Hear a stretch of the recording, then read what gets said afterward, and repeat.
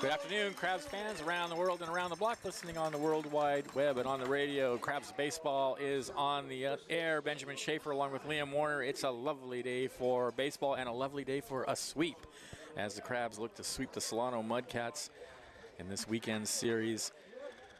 Wind blowing out towards center. Everybody's here. The band is here. Liam's here. I'm here. It's just a perfect day for baseball, Liam. Yeah, let's get it going. Looking for a big sweep in a league series. That's always good. The first two games have been good for the Crabs. Lots of good hitting. Lots of timely hitting. Some good pitching. And looking forward to what we're going to see today. And some good ball games overall, actually.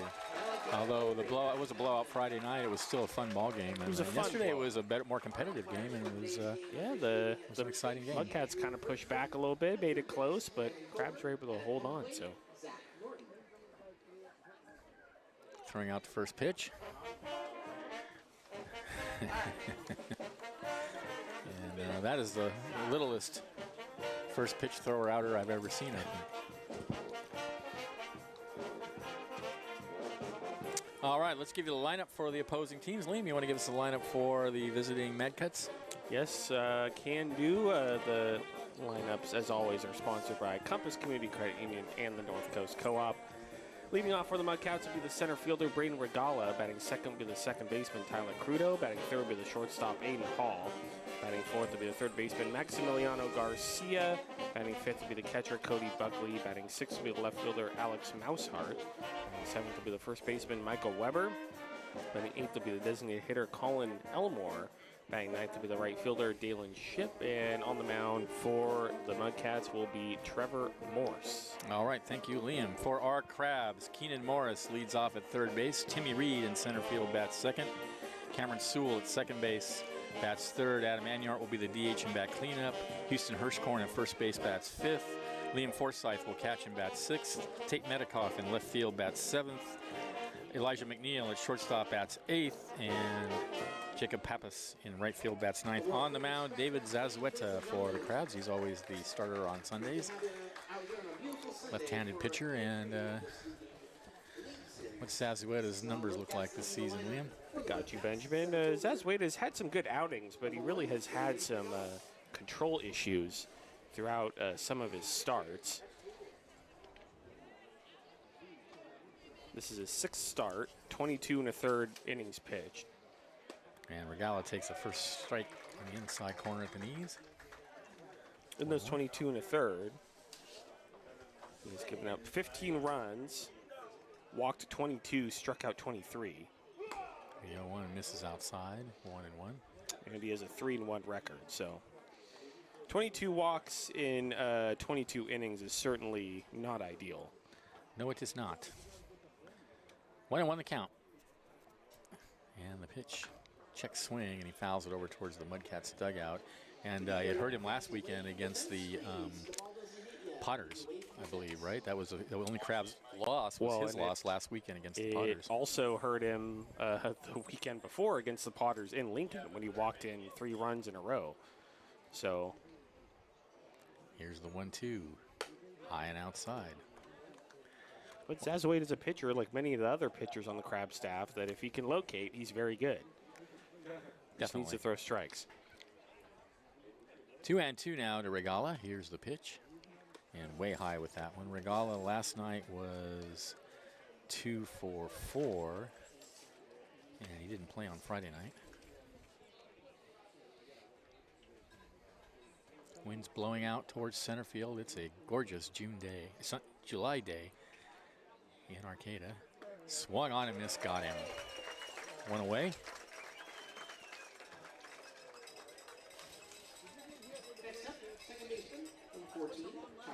Here's Tyler Crudo, second baseman. Crudo did not play yesterday, but Friday night he was 0 for 5. And he takes a pitch inside. The Mudcats are one of those teams that like to rotate a lot of their players. Yeah, they have a big roster, obviously. The 1-0. There's a fastball taken for a strike about a foot off the plate on outside. Well, Who is that umpire, by the way? Zach Norton is the home plate umpire, wow, and he okay. probably has the widest strike zone out of anybody. 1-1 is swung on and missed. Based on what I've seen from him so far this season. 1-2. So I would be prepared for some very wide strike calls today. Some baffling strike calls. 1-2 count. Here's the pitch. Grounded slowly out to short. Oh, Knocked down by McNeil, but Elijah no play. McNeil, he just slipped trying to That'll field be that an baseball. error on McNeil. Lost traction. By the way, defensively for the Crabs, Azueta's on the mound. Forsythe is catching. Hirschkorn is at first. Sewell at second. McNeil at short. Morris at third. Tate Medikoff in left. Timmy Reed in center. And Jacob Pappas is in right field. So runner at first with 1 out. Here's Aiden Hall, the shortstop. Hall yesterday was 3 for 5. And he's the only player that's played all 3 games. And he, for the Mudcats, and on Friday night, he had a double in 4 at-bats. Short lead over at first, and the pitch to Hall is hit in the air, foul territory. It's going to drift over into the right field picnic area. Take you through the standings for the Pacific Empire League coming into today. The Healdsburg Prune Packers, no surprise, they're at the top, 9-2 in league. The Medford Rogues, they're in second place. They're at 4-2. They played less league games so far than a lot of the rest of the league teams have. The 0-1. Oh, nasty breaking pitch. Backdoor slider taken for a strike right on the black. Crabs sitting third at 7-4 coming into this game. The Lincoln Potters 6-4. West Coast Kings 2-8. The Solano Mudcats are in last place at 2-10. Here's the 0-2. This is way high. So it's really, really big for the Crabs to sweep today because you need to be able to take care of these teams that aren't very good record-wise if you want to get into that PEL championship game. The 1-2. Lofted in the air behind home plate. Out of play. Another packed house.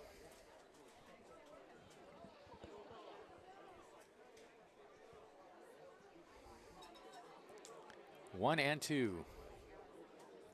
Crudo with a good lead over at first. Here's the pitch. Swung on and missed. Got him. Good fastball down and in. 2 away. And here's Maximiliano Garcia. Next up, third baseman, number 5, Maximiliano. He was 0 for 4 last night and didn't play Friday night.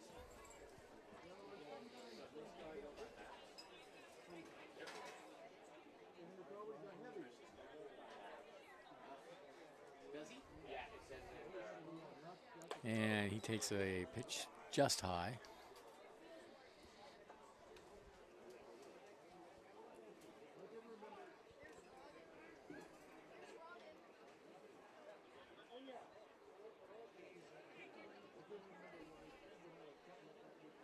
Throw to first.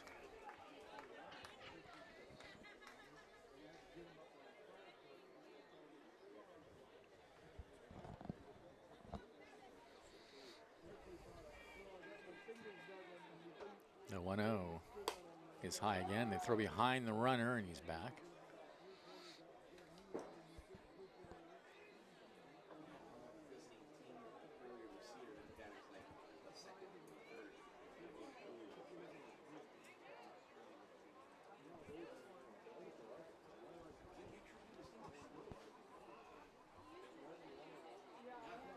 The 1-0 in the dirt.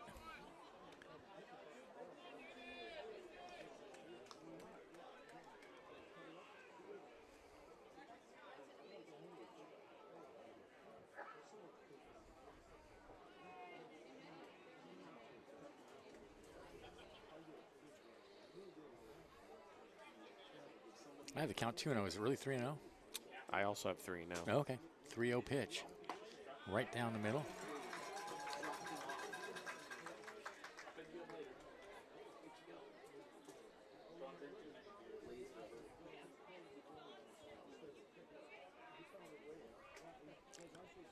3-1. Zazueta looks over at first, and here's the pitch. Popped in the air, foul territory, first base side. It's going to drift out of play.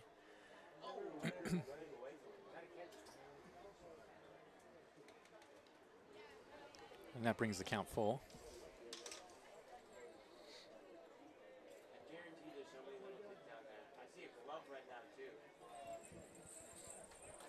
Well, we've learned that gloves don't help.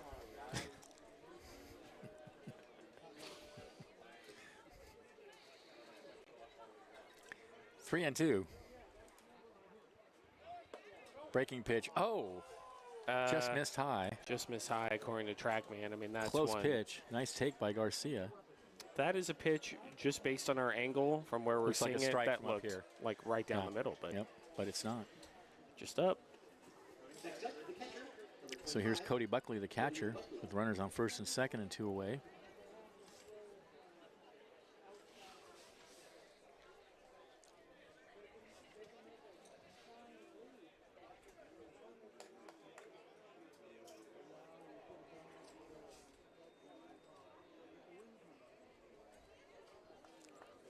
Zazueta sets and comes home. Grounded over to third. Morris smoothly picks it up and throws him out for the third out of the inning. No runs. There were no hits. There was an error and 2 left at the end of half an inning. Mudcats nothing. Crabs are coming up. This is Crabs Baseball, 107.3 FM.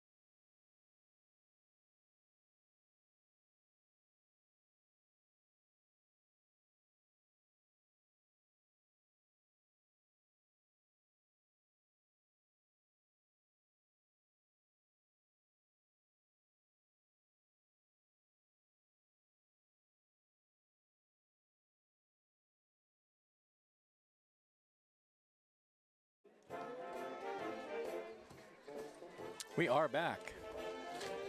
Thanks to Baywood Golf and Country Club and the Big Blue Cafe. Visit the Crabs' favorite Big Blue Cafe on the Plaza and Arcade. Is serving breakfast and lunch all day. Welcome home to the Big Blue. Crabs coming up in the bottom of the first inning. It'll be Keenan Morris, Timmy Reed, and Cam Sewell to lead it off. Out on the mound for the Mudcats is Trevor Morse, right-handed pitcher.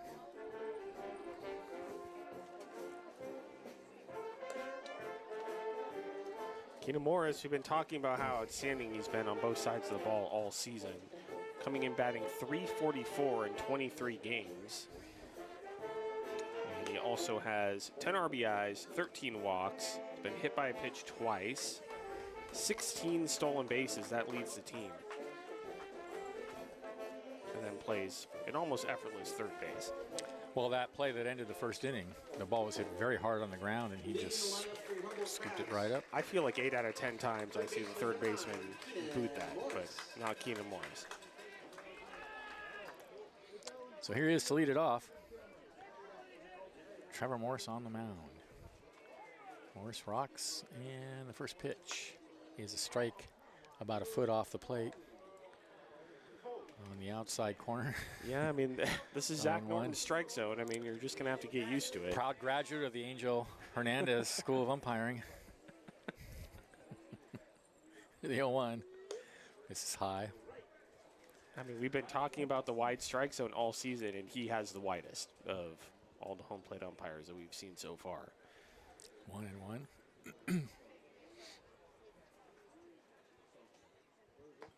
In the dirt. 2-1.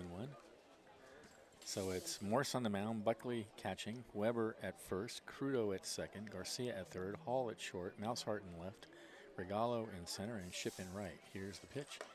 And that misses high. 3-1 now to Morris.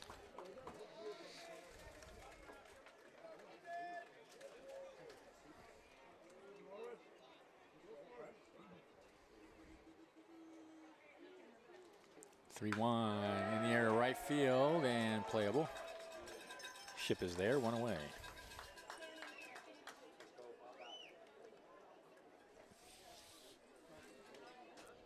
Here's Timmy Reed. Up next, center fielder, number 3, Timmy Reed so far coming in batting .236. He has a couple of home runs, including on the 4th of July, I believe, when he hit an opposite field home run onto the freeway. 10 RBIs, 11 walks. He's been hit by a pitch 5 times, it's second on the team. 10 stolen bases. And he takes a pitch in there for a strike, 0-1. And he has, he's been playing great lately. Yesterday, he was on base 4 times with 2 walks and 2 singles. Big swing and a miss, 0-1. I would say he's locked in right now. And he's locked in. 0-2 the count. He does still strike out a lot, but here's the 0-2. Tapped out towards short. That's going to be trouble. Throw to first, not in time, and he throws it away. No further advance by Reed. That's an infield hit. That's what speed gets you. That's a hit. Let's hear it for the bat boy, Josh Bradshaw. Basically a swinging bunt past the mound. And could tell off the bat that was going to be a hit. Oh yeah, hey, Timmy Reed's got some serious speed. So here's Cameron Sewell. Well, Cameron Sewell, I would call these, Benjamin, video game numbers. Yeah, really. Yeah. When you go into MLB The Show and you create a player and you set all their attributes at 99, you get a guy like Cameron Sewell. In 21 games, he's coming in batting .423. Takes a pitch low. Reed has a huge lead over at first. In addition to that, he's leading the team with 7 home runs. Keep in mind the home run record for the Crabs is 10. 30 RBIs, just behind Adam Enyart, 18 walks, 13 stolen bases. Yeah, having a great season. Throw over to first. Reed is back.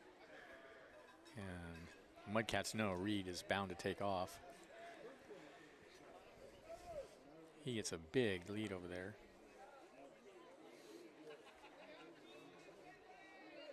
The 1-0, fouled out of play.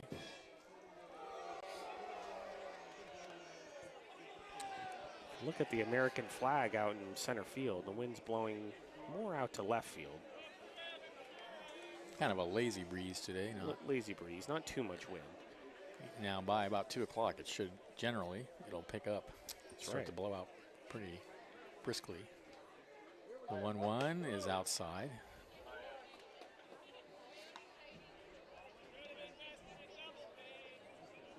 But when Cam Sewell gets into one, he doesn't need any wind. The ball is usually way gone.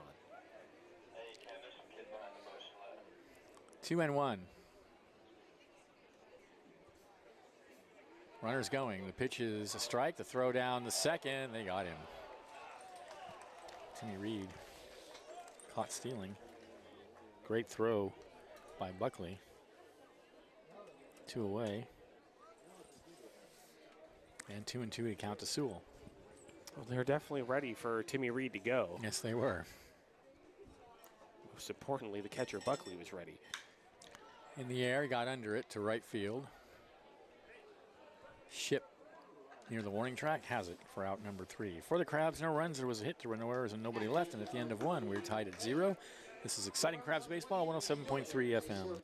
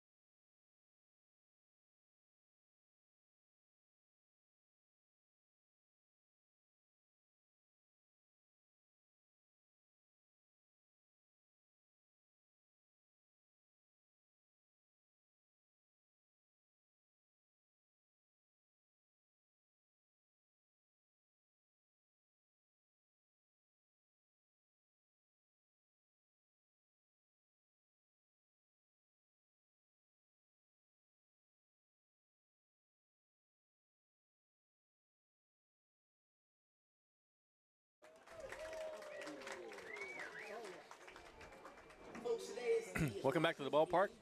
No score, top of the second inning. Mousehart, Weber, and Elmore to bat for the Mudcats.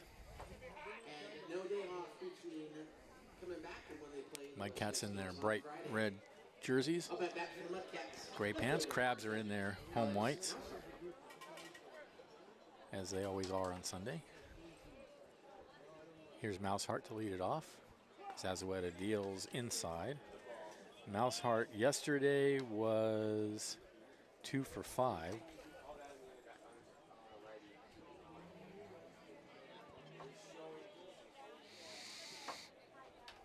The 1-0.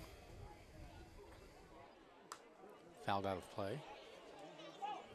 That foul over the stands brought to you by Bainwood Golf and Country Club.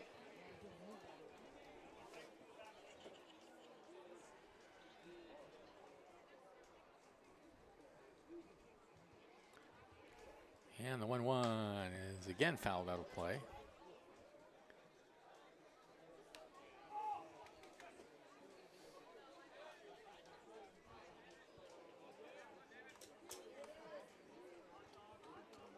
Zazueta rocks and comes home 1-2. Ooh, high and inside.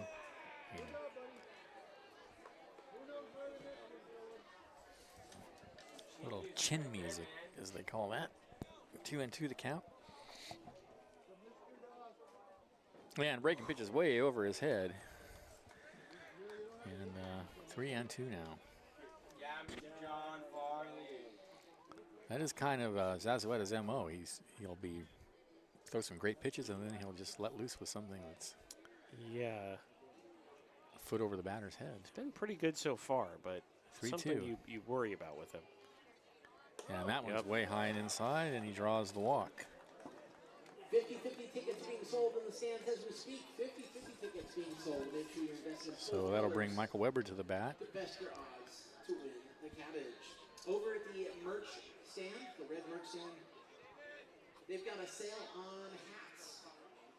Definitely, if you're Eric Ciccone, the pitching coach, and Robin Guyver, the manager, seeing that at bat does concern you a little bit because those last few pitches were very non-competitive. Not close. All right, here's Weber with Mousehart over at first. And the pitch.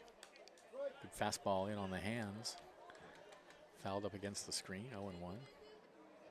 I mean, how do you go from a pitch like that, which was perfect, I know. to a pitch that's 2 feet over the batter's head? Again, as a Crabs coach, you gotta be watching that, like scratching your head a little bit. But so much of pitching is mental. It's true. It's about focus, I think, a lot of the time. 1-0. There's another great pitch right on the outside corner with a fastball, and he's quickly ahead of Weber, 0-2.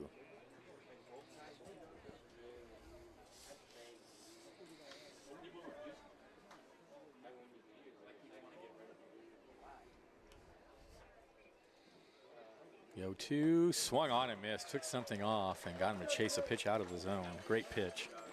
One away. See, then you get an at-bat like that, where Zazueta's in control, and that was gets Weber great to, at bat. I mean, that was just to chase it 3 pitches.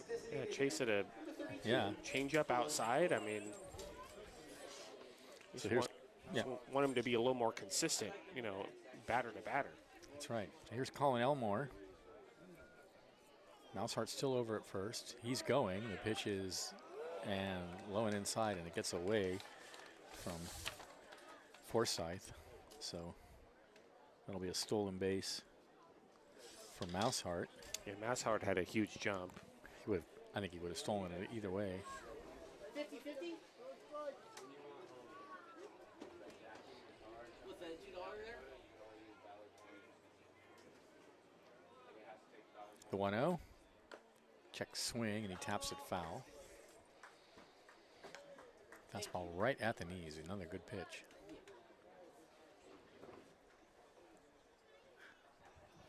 Okay, watch out for the blitz.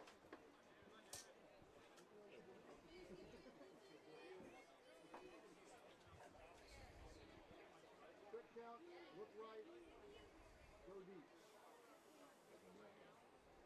The 1-1. Right down the middle. Belt high. Change up, 1 and 2. Do you think this is a CR football game?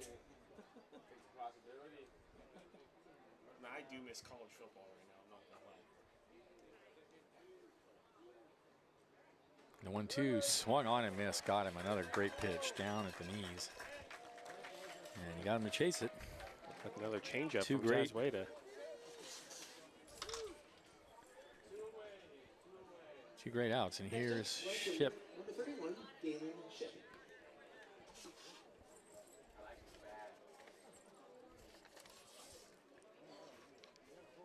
Ship played. I guess he didn't play Friday night. Yeah, he did. He played Friday night. He was 0 for 3. So Mousehart over at second now with the count 2 outs. I mean, with 2 outs. Here's the pitch, and it's a breaking pitch inside. I really like Ship's bat.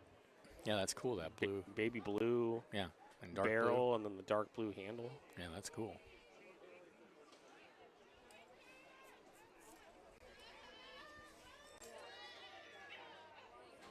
Tazweda steps off. And he wears his pants correctly. That's right. The Hunter Pence method. With the pants up to the knee there. That's how it's supposed to look. 1-0. Uh-oh. Hit high and deep to center field, and that is gone. That was crushed. And that's exactly where the wind was blowing too. Not say, I mean, that might have gone out anyway. That was headed out no matter what, I think. A 2-run home run for Ship.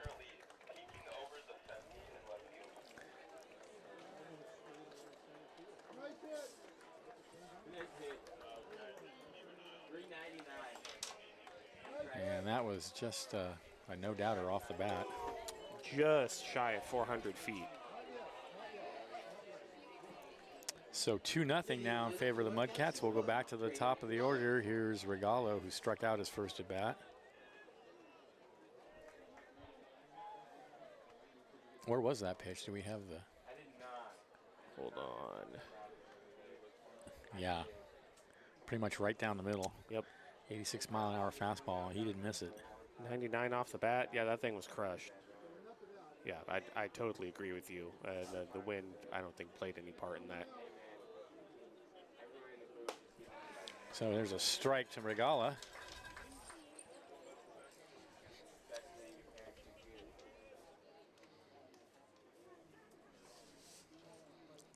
Oh, and 1. Fastball misses away.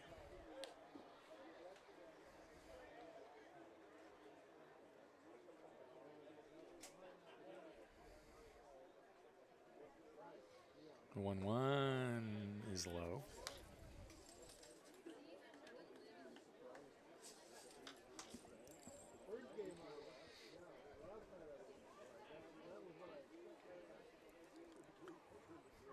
That's what it deals 2-1.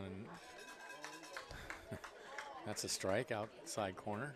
Well, if it's going to be called a strike, you got to keep going there.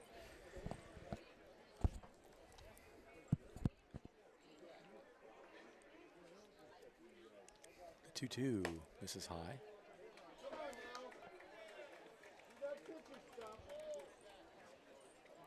Full count.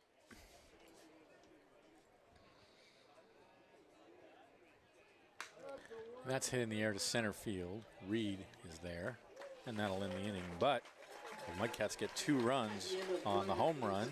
They don't leave anybody, and at the end of an inning and a half, it's 2-0 in favor of the Mudcats. This is exciting Crabs baseball, 107.3 FM.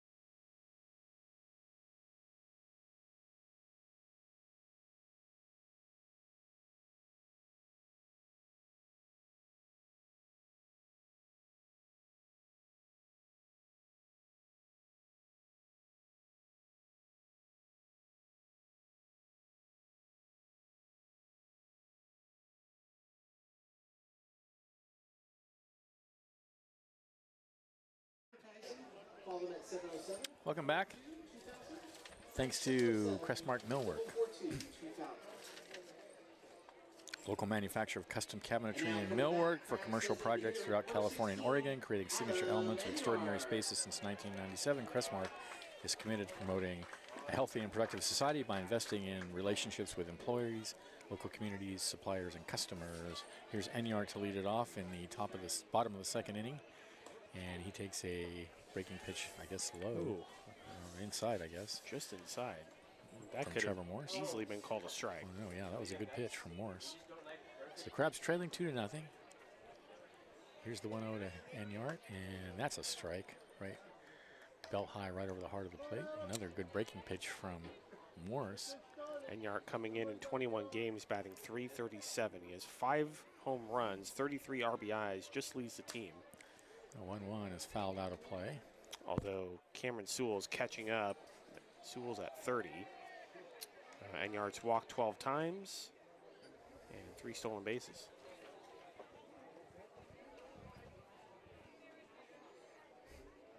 The 1-2, high and outside.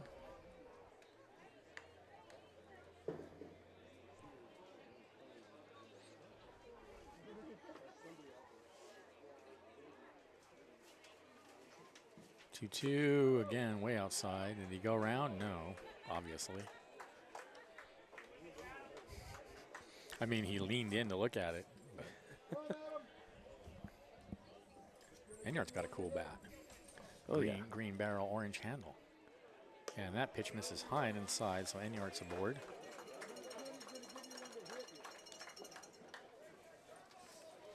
Yeah, here's Houston Hirschkorn. Make way for the bat boy, Josh Hirschkorn in Bradshaw. 12 games is batting .302. He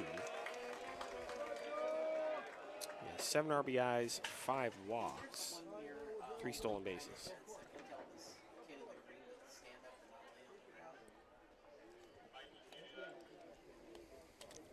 Thank you.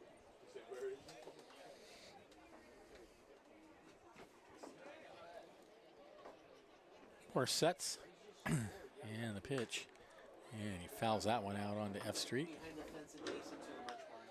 You're almost there.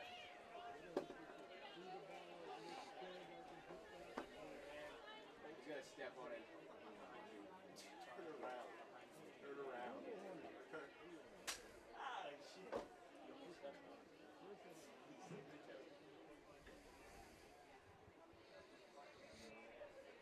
You were right.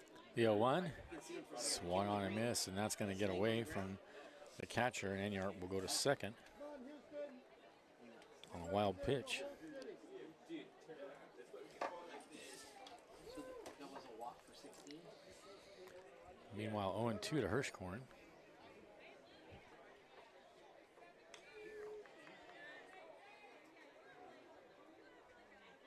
Up and out, dude.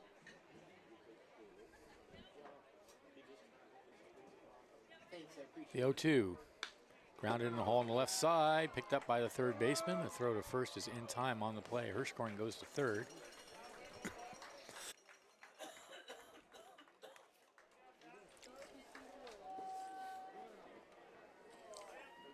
Don't forget So one out. Sunday and after the game, Excuse me, we can Enyart went to run third. the bases with the Crabs. Next up, the catcher number 5, Liam Forsythe. And here's Liam Forsythe.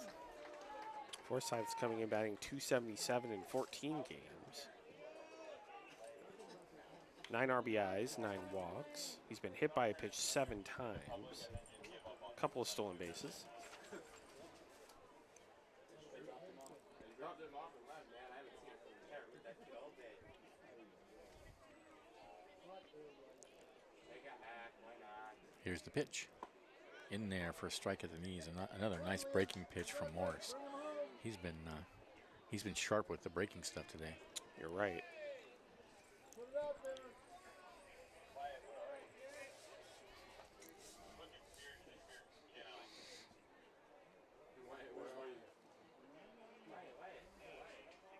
The 0-1 hits him.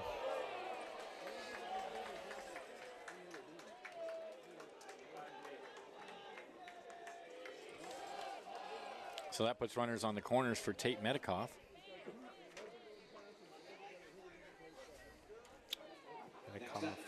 13 games, is batting .255. 6 RBIs, 8 walks, 1 stolen base. Runners on the corner, 1 out. Crabs trailing 2-0. Threatening here in the bottom of the second. Pitch is low and outside.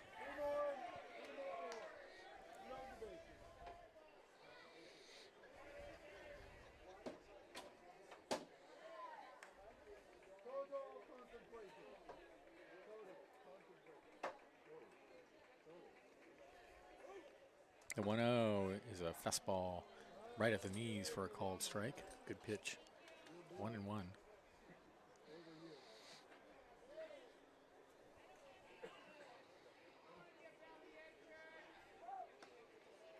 Throw to first.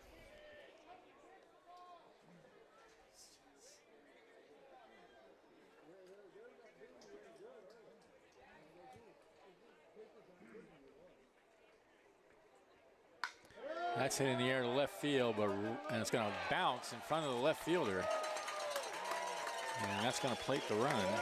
I thought that Mouseheart was going to catch that ball, and instead he just held up and it bounced in front of him. I don't know if he saw that ball very well. I don't think he did.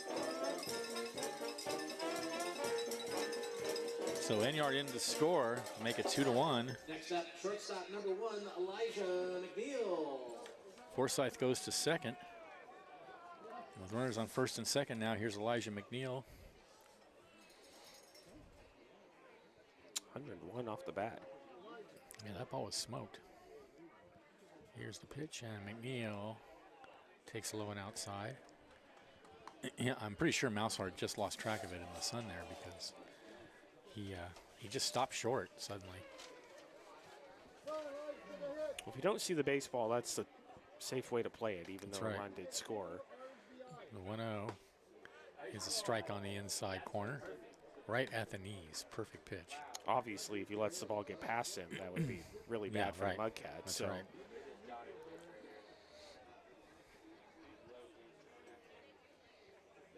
One and one to count.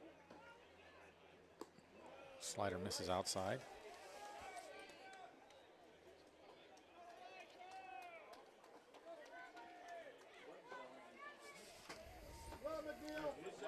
Two and one to McNeil. Forsyth at second. Medikoff at first. And the pitch swung right through it. Fastball, belt high.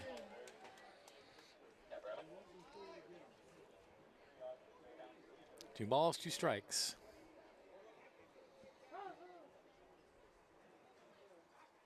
And he waves at strike three. A pitch down and away. Chased it. That was a nasty pitch tailing away from Sure was. McNeil. Next up, right Two away. Number 35, Jacob Pappas. Here's Jacob Pappas. Pappas coming in 13 games, batting .315, 5 RBIs, 7 walks, 4 stolen bases. And he takes a strike at the knees. Another good pitch from Morris. 0-1.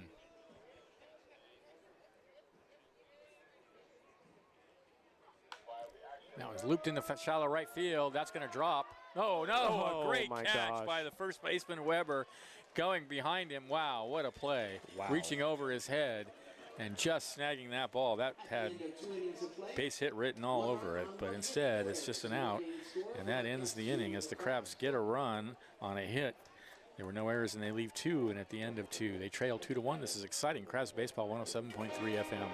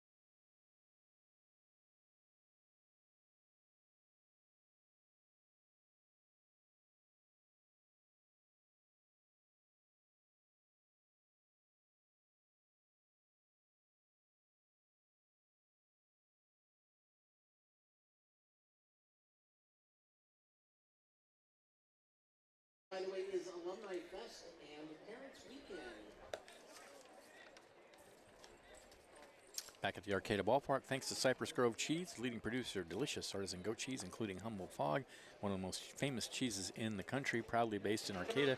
Cypress Grove cheeses are available at cheese shops and grocery stores nationwide and online at cypressgrovecheese.com. There's nothing like that Humboldt Fog feeling. I love Cypress Grove cheese, but I've almost forgotten what their cheese tastes I know. like. I need a reminder. Like I need a bit of a some refresher. kind of reminder of how good it is. Yeah.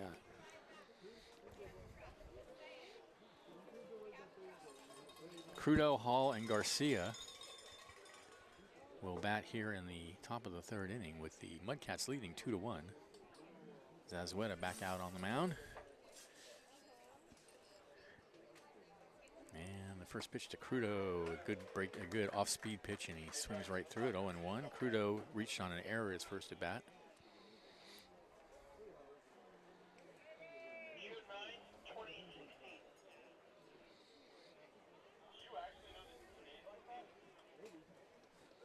The 0-1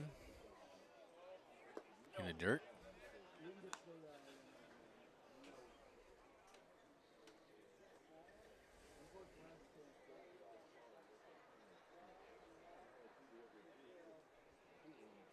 Here's the 1-1 pitch. One hopper out to short. Tough play for McNeil as that was hit right at his feet and bounced up at his head. Good job fielding and throwing him out. One away. That was a really good play by Elijah McNeil. I mean, most of the time you see the shortstop bungling that That's play the kind somehow. of ball that just bounces off his glove Yeah. generally because it's hit so hard. But he did a really good job at on playing that on a short hop. And He backed up just enough on it and then the one hop throw to first. yeah, that's right. So really well played. So here's Hall. He's 0 for 1.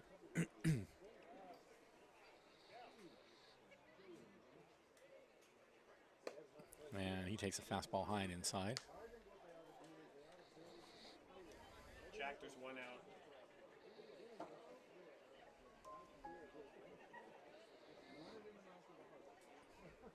The 1-0 is high again, 2-0.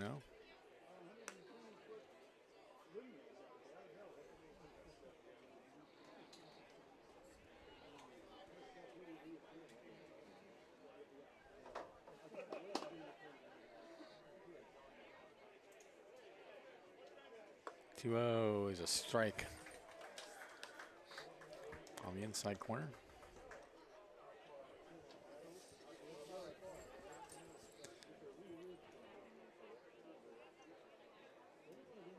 The 2-1 to Hall. Misses high.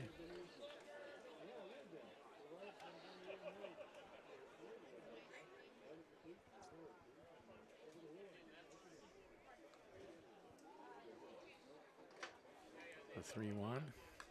Fouled up against the screen. I see two people with B-52s caps on. Like, come on, man. You're rooting for a team that doesn't even exist anymore. You know what I mean? Give it up. I respect them for keeping the memory of that team alive, at least. Really sad when they folded. Yeah, I really enjoyed beating the B-52s. Here's the 3-2, high and outside. And so Hall walks. It's especially fun going to Eureka. I know. Beating them there. I think at least through my Crabs tenure, Crabs only played at Bomber Field in Eureka once. And it was just one game, and that was a fun game to go to. That was fun, yeah. I do say they had great food at that park. Oh, yeah, the food there was very good. So Hall at first. Here's Garcia. He walked his first appearance. He's going. The throw down the second is not going to be in time, and Hall steals second. Well, the Mudcats runners have Zazueta timed up. Yes, they do. Very well, because they're getting very big Huge leads jumps. and big jumps. Yeah. So now Hall in scoring position with one out, and 1-0 the count to Garcia.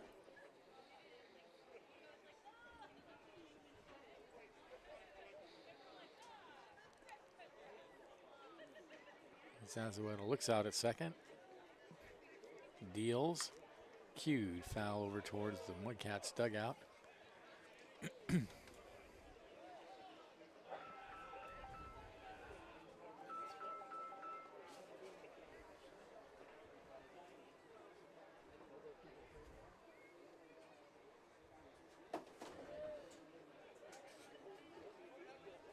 Ball and a strike to count. And now throw back to second.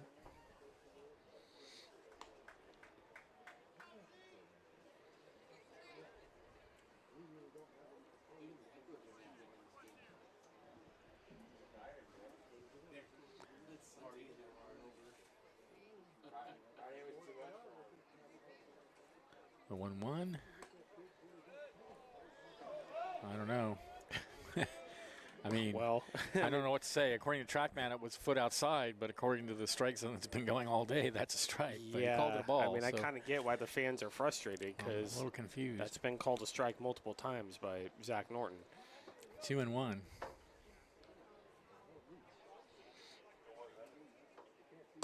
Way outside, 3-1.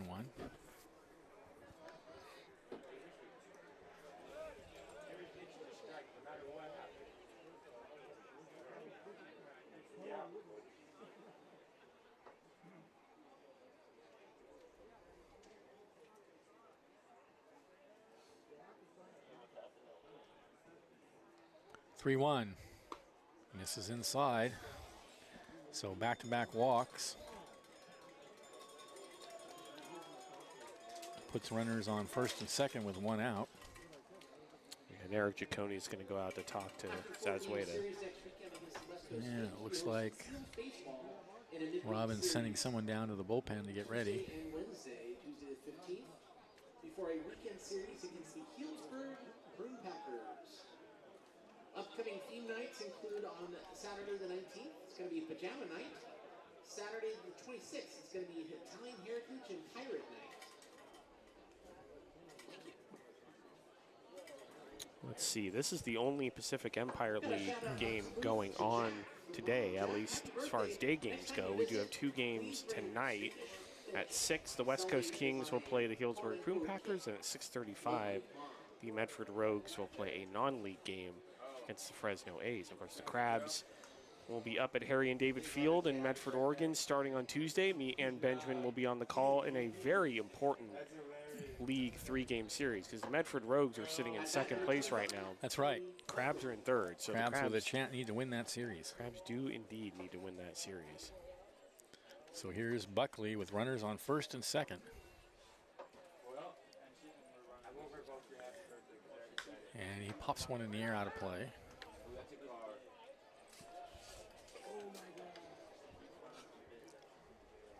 Foul ball brought to you by Wild Planet.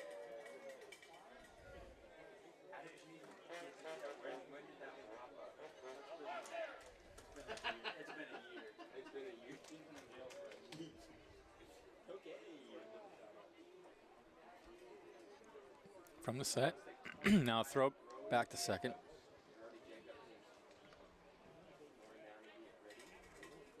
Looks like Brody Jacobs is heading down to start throwing in the bullpen. It's getting stretched out.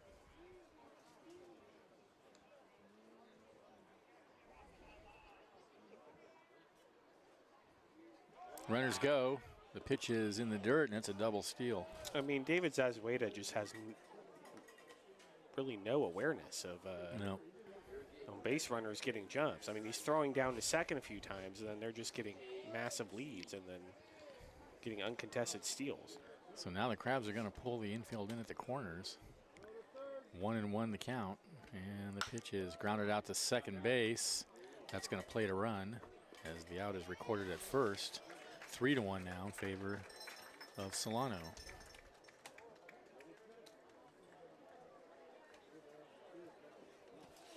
On the play, Garcia goes to third. And here's Mousehart, who walked his first appearance.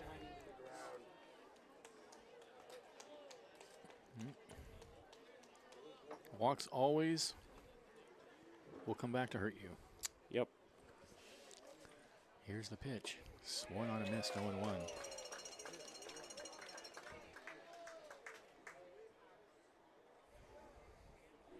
Crabs have only lost 4 games coming into this one. I believe they'd still be undefeated if it weren't for the walk issue. That's true. That one's fouled out of play. Well, maybe the couple of losses against the Prune Packers. I mean, Wouldn't have mattered, we yeah. might have still lost to them. They're a very good team, but the other two losses, Definitely last Sunday. yeah, walks were a major issue then. The 0-2. High and inside.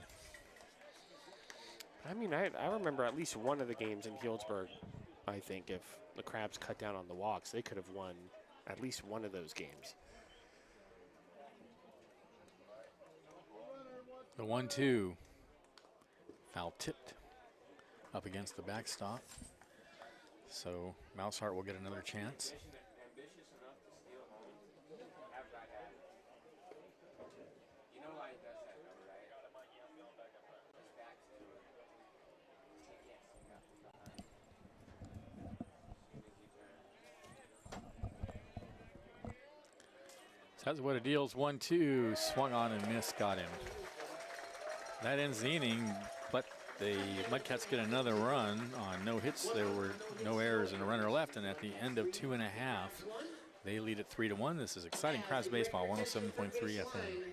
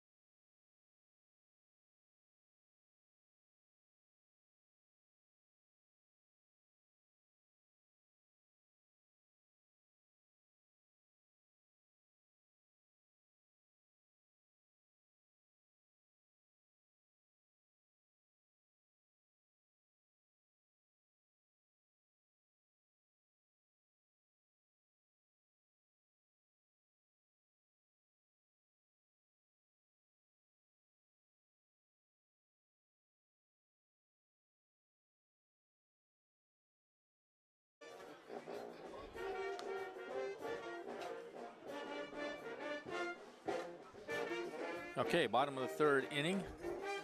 Crabs trailing 3-1, top of the order. Morris, Reed, and Sewell.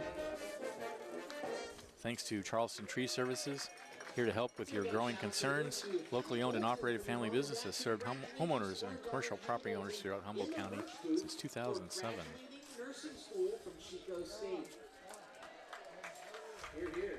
Best wishes at your job in North Carolina. We love you. For your Humboldt Crabs, leading the lineup number 9, Keenan Morris. So here's Morris, line to right, his first at bat. Trevor Morris back out on the mound for the Mudcats. He's been good. And the first pitch to Morris is low and outside.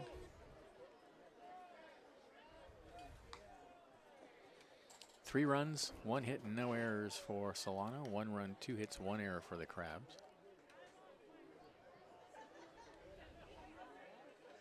1-0 in the air to center field, and that is going to be caught by Regalo. 1 away.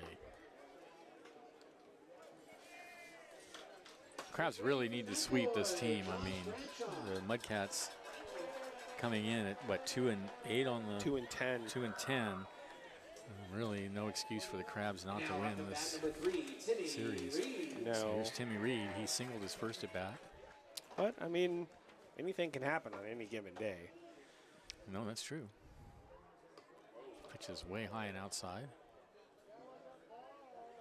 I think the thing about the Pacific Empire League is, I mean, anybody can be anybody on any given day, but the Crabs should be able to take care of the Mudcats, but Mudcats are going to fight to try to salvage the series. The 1-0 hit high and foul into the left field picnic area.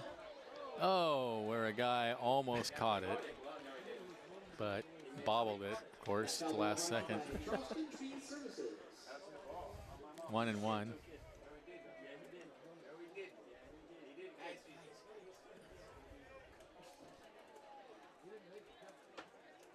And here's the pitch. Here's a strike at the knees. 1-2.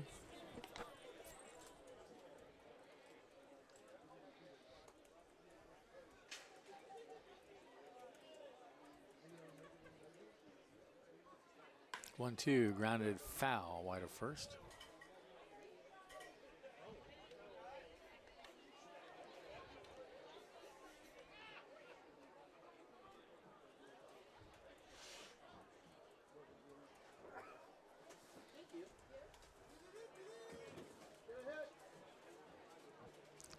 One, two. Misses low and inside.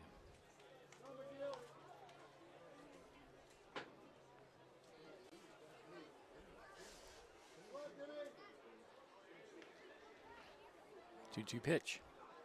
Called strike three on the outside corner. Nasty. Fastball right on the black. 2 away. Got a shout out to Dave Frazier from his kids and grandkid. A very happy birthday to you. Go Crabs. 2 away. Next up, number 11, Cameron Sewell. Here's Sewell. Fly to right his first at bat.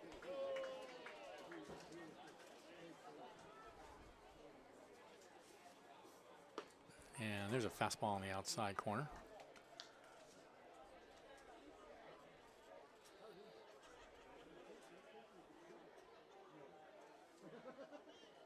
The 0-1 misses outside.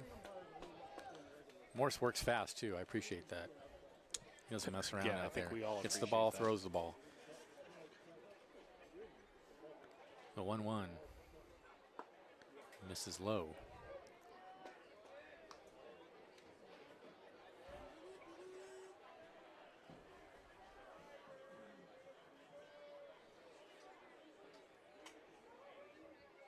Oh, 2-1 breaking pitch right there. Beautiful pitch. Taken for strike two.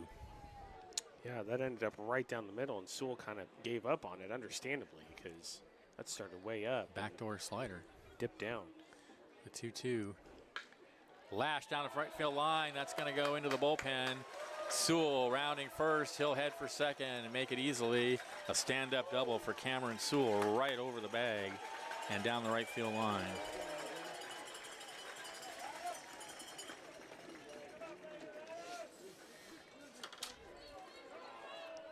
Next up, Crabs designated hitter number 16, Adam Enyart. So here's Enyart.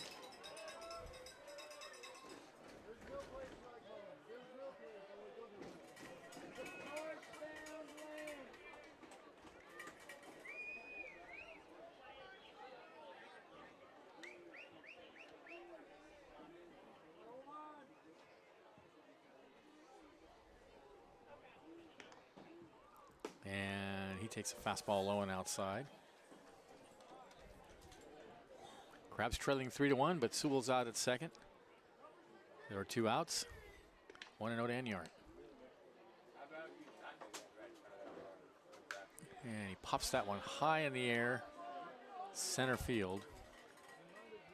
And that ends the inning. For the Crabs, no runs, there was a hit, there were no errors, and a runner left. And at the end of 3, they trail 3-1. Stay tuned. Liam will be along to bring you the middle innings. This is exciting Crabs baseball, 107.3 FM.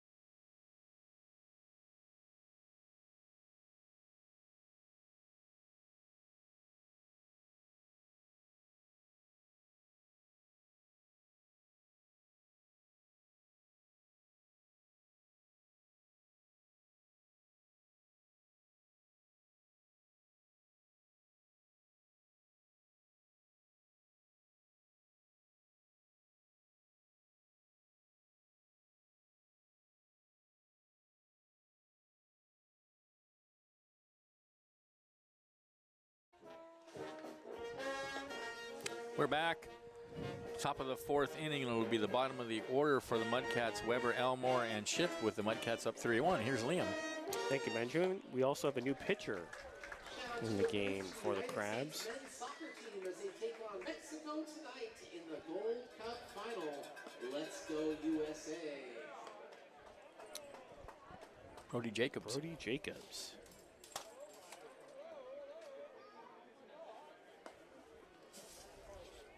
Jacobs so far on the season. This is his 7th appearance, 15 2/3 innings pitched.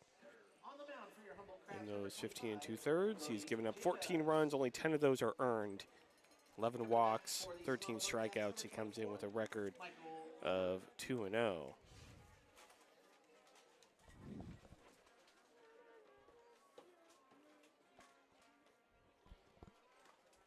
Right, Weber, Elmore, and Ship due up for the Mudcats.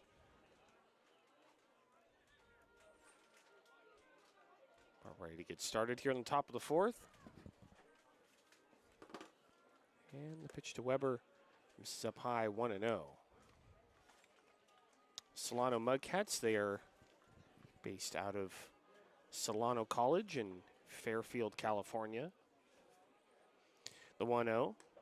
And there for a called strike, 1-1. Back in the day, I used to go to Solano Mudcats home games back when they played at Wilsey Wood High School in Vacaville. Family in Vacaville, so I used to watch their games every once in a while. The 1-1 in there for a called strike, 1-2. A good crab who came out of Wilsey Wood High in Vacaville, Jeremiah Burks.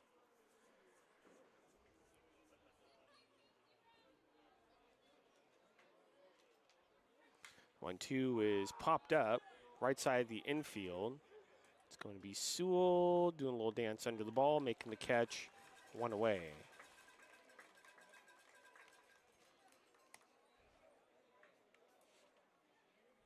And that's going to bring in Colin Elmore. Mudcats have since moved on to Solano College, just a bit west down I-80 in Fairfield.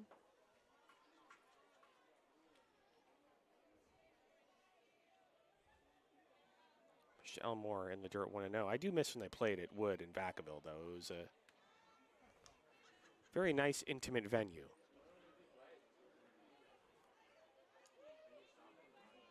Well, there are no lights at the stadium, I believe. I think that was a problem. The 1-0, and there for a called strike, 1-1.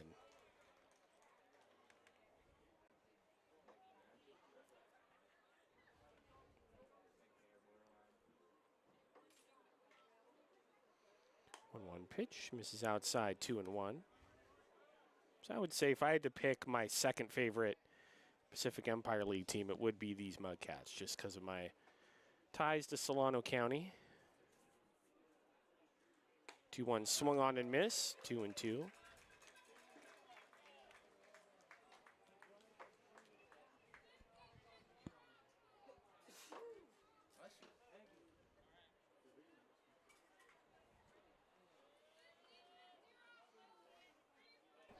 I'm sorry, but there's no second favorite. 2 called strike 3 off the plate outside.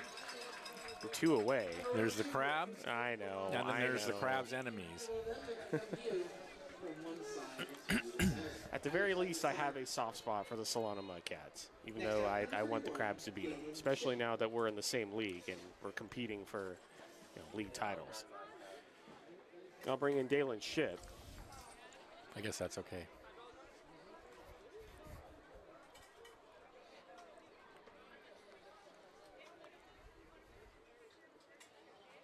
Ship is swung on and fouled down the third base line. It's 0-1.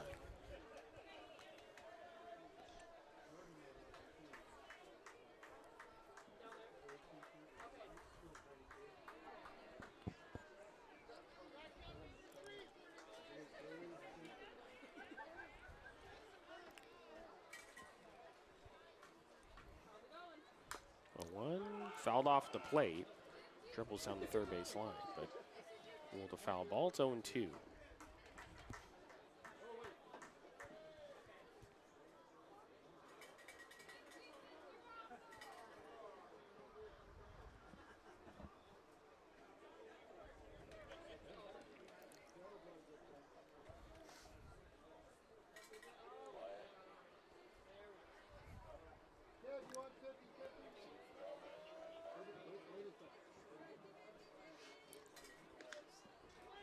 0-2 pitch, call, Oh, strike happy 3. trails. A perfect pitch from Brody Jacobs. Right on the corner. That's going to do it for the Mudcats here in the fourth. They go in order. They lead 3-1 as we head to the bottom of the fourth inning. You're listening to Crabs Baseball, 107.3 FM.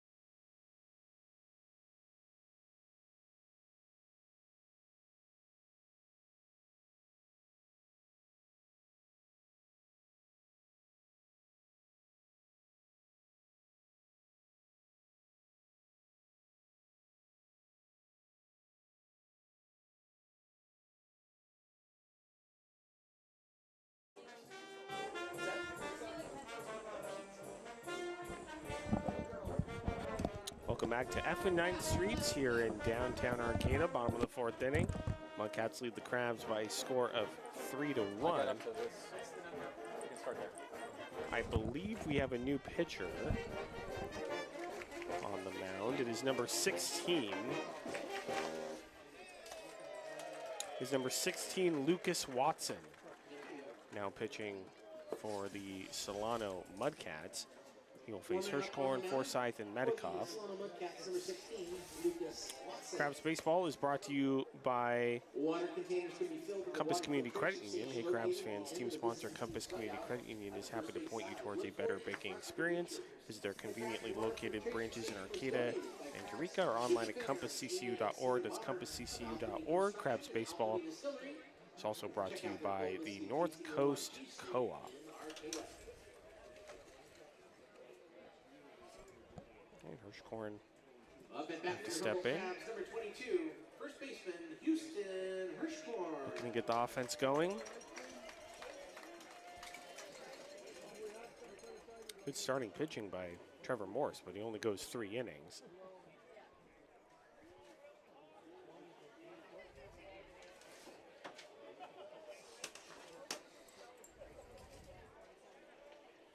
Pitch to Hirschkorn. Good breaking ball, and therefore a called strike. It's 0-1.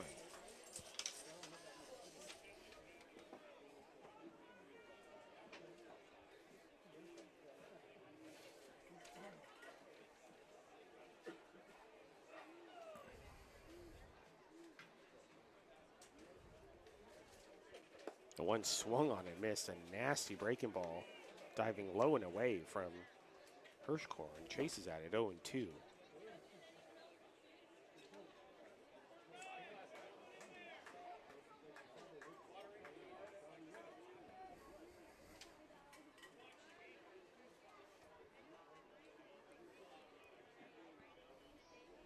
To pitch swung on and missed, strike 3. Good morning, good afternoon, and good night for Houston Hirschkorn. Down on 3 pitches. Number 5, Liam Forsyth. Let's go bring in Liam Forsyth.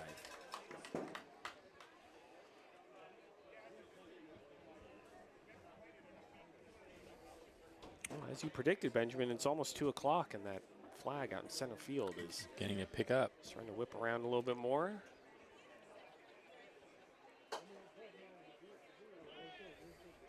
Forsyth is low and inside 1-0. Crabs, after today's game, they will have an off day tomorrow. Then Tuesday morning, they'll get on the bus, myself included, and we will head up to Harry and David Field in Medford, Oregon. 1-0 is in the dirt, 2-0 for a 3-game series with the Medford Rogues Tuesday, Wednesday, Thursday. All of those games will start at 6:35 p.m. and all of those. Always look forward to going up to Harry and David Field in Medford. And it's a very important series for the Crabs. Rogues are in second place right now at 4-2. 2-1 is in the dirt, 3-1. The thing you have to keep in mind is that although the Rogues have a higher winning percentage in league, they have played, I believe, 5 fewer league games than the Crabs have, so things have not really evened out in terms of total games played.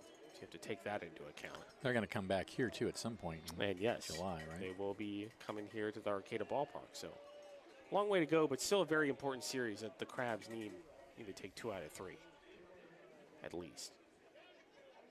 3-1, high and inside ball four, so Forsyth works the walk. Runner at first, 1 out.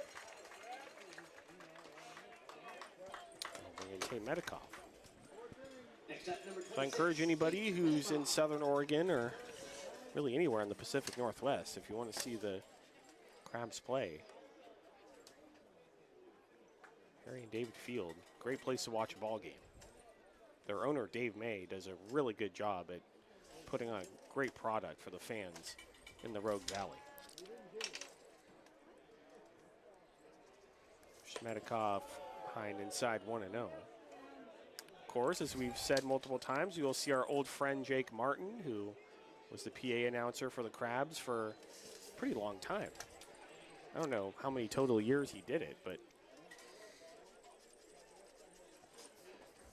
1-0. High and inside again, 2-0. Was a longtime PA voice of the Crabs and is now the special events coordinator, on-field person for the Medford Rogues. 2-0, inside again, 3-0.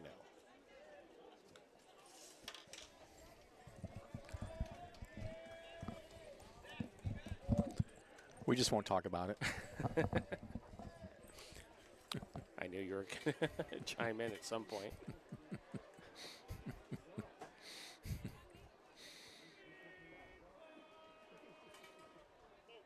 (3-0) and therefore a called strike is 3-1.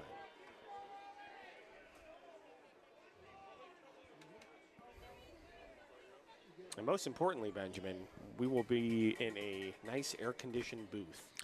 Yes, we will. It's going to be hot. A 3-1 swung on and missed.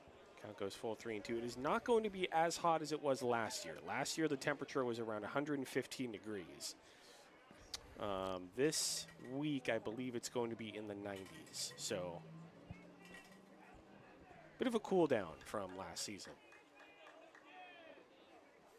Seasonable temperatures. The 3-2 swung on and missed, strike 3. 2 down. Next up, number 1, Elijah McNeil. Runner at first, that's going to bring in Elijah McNeil. Struck out swinging in the second.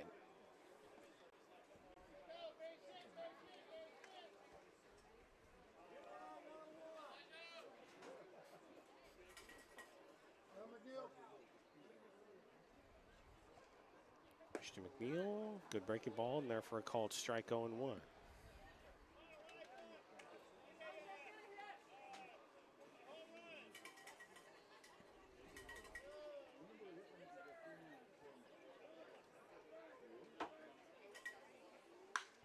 One is a ground ball right to the Mudcats shortstop. Gloves it on the backhand. Throws to first. Good play. It's going to do it for the Crabs here in the fourth. They fail to score. They trail 3-1. As we head to the top of the fifth, you're listening to Crabs Baseball. Humboldt's ESPN 107.3 FM.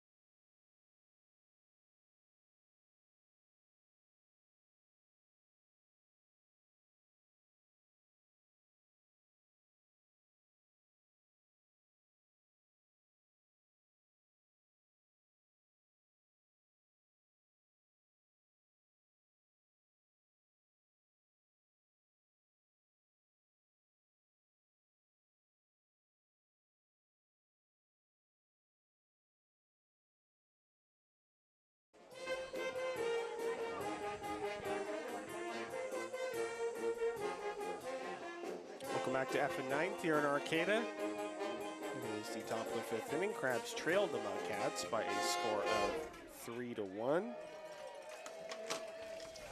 Will be Regala, Crudo, and Hall due up for the Mudcats against Brody Jacobs out for his 2nd inning of work. Crabs Baseball is brought to you by North Coast Mercantile, family owned and operated, serving Humboldt County since 1951. North Coast Mercantile brings you a fantastic assortment of domestic import and craft beers, as well as wine, spirits, non-alcoholic beverages, and snacks. Check out the North Coast Mercantile's Titus trailer in the right field beer garden in the Arcata Ballpark. 8 taps featuring local microbrews, wine, and cider. Tracy Mack hitting me with some weather information for Medford this upcoming week. Tracy Mack always comes through with all the details that you need for pretty much anything. Gala shows bunt and takes it outside 1-0. It's going to be 95 on Tuesday. Then the weather improves and gets quite nice as the week goes on. 89 on Wednesday, 87 on Thursday. I will definitely take that. Very nice. 1-0 is in there for a called strike, and it's 1-1. I might actually spend some time outside on Wednesday and Thursday. Do you go outside? I didn't. Well, at the ballpark. Oh, say. 1-1 swung on and missed, 1-2. Usually in my hotel room, I'm either watching baseball or playing video games. I do venture out for food, though. We had good food. That we had good Mexican Yeah, lunch. I'd like to go back there this Last summer. time. Yeah, we should go back. That was good. Can't give it away, though. The 1-2 misses outside 2-2. I don't remember what it's called now, but We can't have everybody hitting up our favorite Mexican restaurant in Medford. Got to keep that a secret. It was very good, though. 2-2 called, strike 3. Pitch is right down the middle. 1 away. And that's going to bring in Tyler Crudo.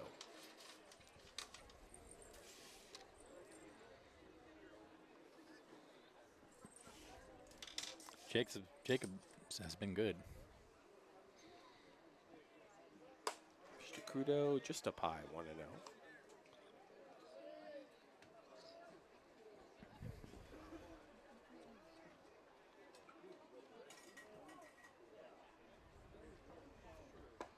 And now for a called strike, it's 1-1.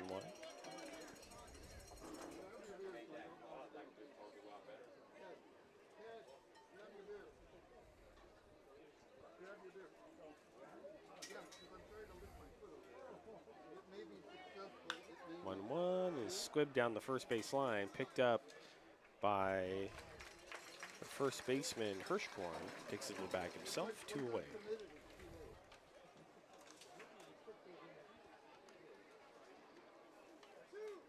And that's going to bring in Aiden Hall. Coming to bat, number 6, Aiden Hall.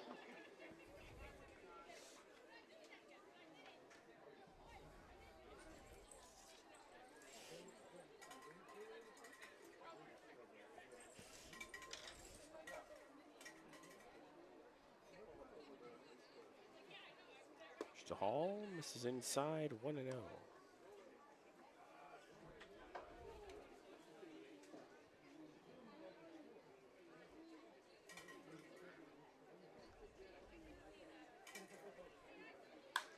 Pitch is a ground ball that gets through the right side of the infield, and it will be a base hit for Aiden Hall. Hall's had a good series. He had like 3 hits yesterday, and a couple hits on Friday night. Well, he has. He's already walked today before that hit. Runner at first with 2 outs. That's going to bring in Max Garcia.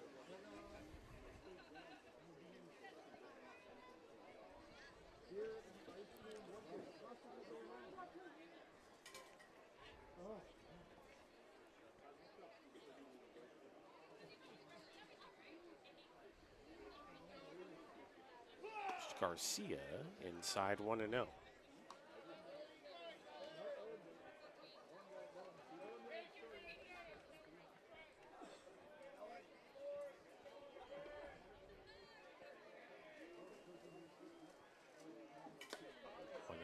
outside again, 2-0.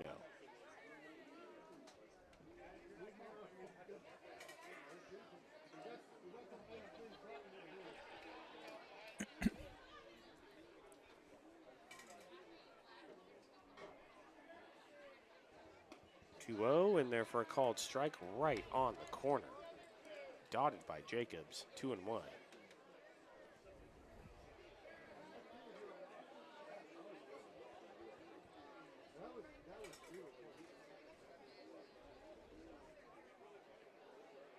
It's over to first, and Hall is back in standing.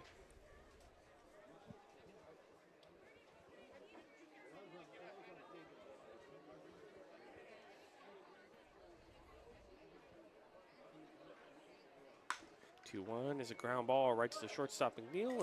Flipped second with his glove.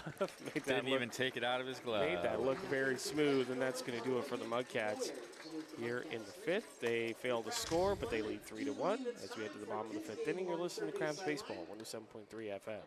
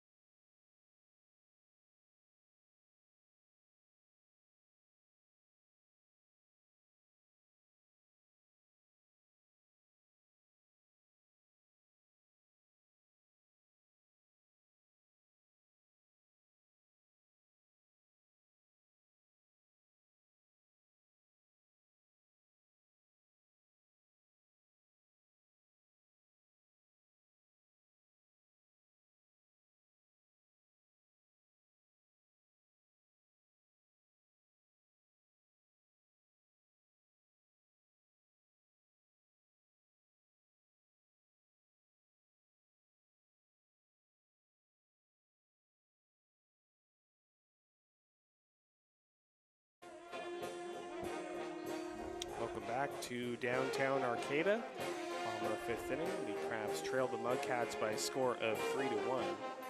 Crabs Baseball is brought to you by U.S. Bank. U.S. Bank, strengthening our local communities. Our commitments come to life through our people, programs, and policies. Together, we can make a difference in the communities we serve. It will be 9-1-2. Pappas, Morris, and Reed to go for the Crabs against Lucas Watson.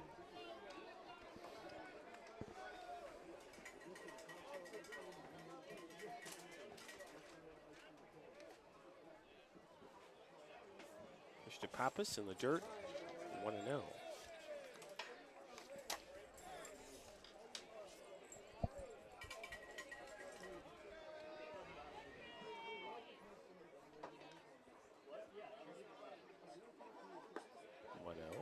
Slow again, 2-0.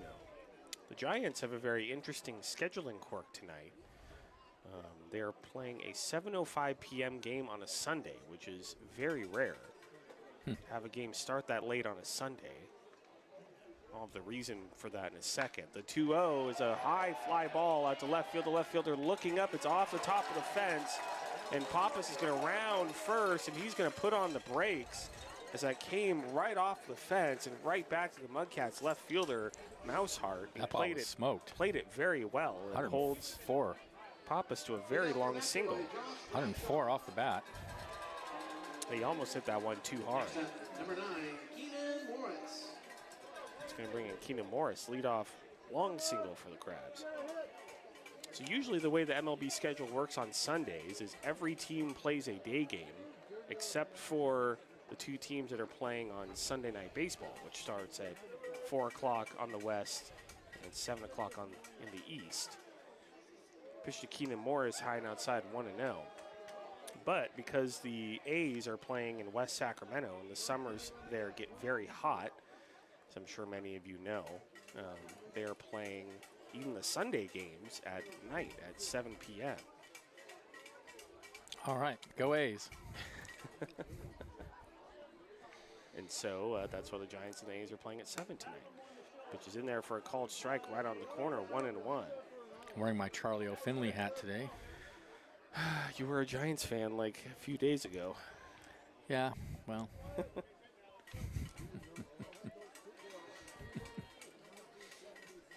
You know the problem with the Giants? Oh, there are many. I mean, The 1-1 is a fly ball out to left field. Left fielder racing over towards the line. It will fall out of play, foul. the biggest problem with the Giants is they're really boring.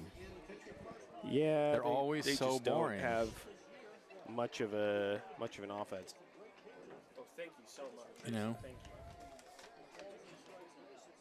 Oh my gosh! Thank you so much to Tracy Mack. She just sent us pie. I'm not going to show you the other side of the bag, Benjamin, because you're not going to like it very much. Why am I? What's the problem with the bag? The 1-2 is swung on a miss by Morris. Strike 3, 1 away. I mean, I guess I'll show it to you, but I'm going to need you to stay calm. Okay. Right? Do you promise to Is stay it from calm? some other team? Is it like? She's a pirate now. Oh well.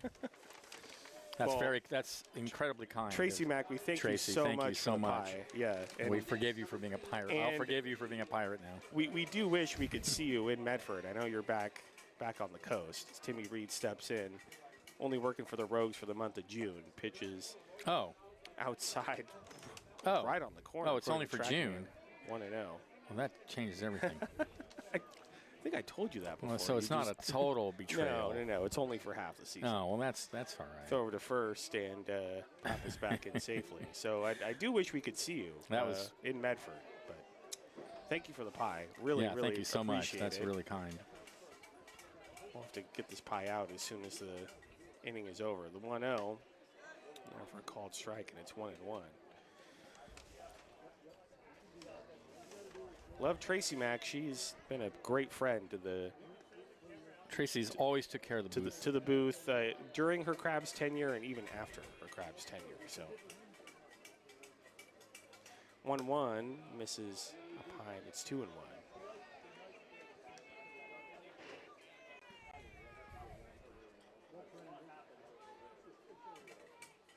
I know that Trace, our PA announcer, Gavin, our TrackMan guy, and Jack, our scoreboard operator, will all enjoy this pie. 2-1. This is just inside to Reed. It's 3-1.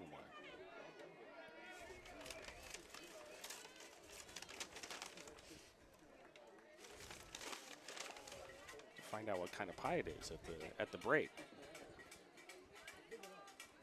Unfortunately, I have a baseball game I have to call. The 3-1 misses inside ball 4. So Reed walks.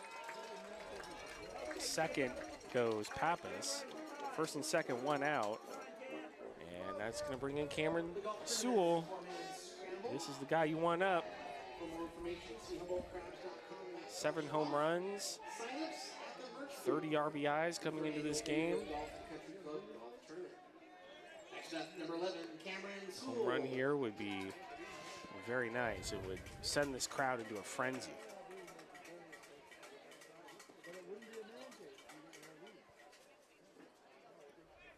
Just Sewell in the dirt, 1-0. Well,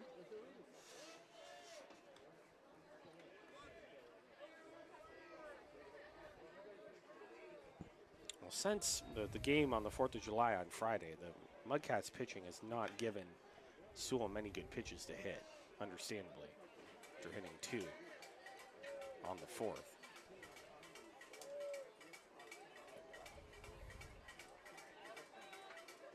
One-0 misses way inside, 2-0.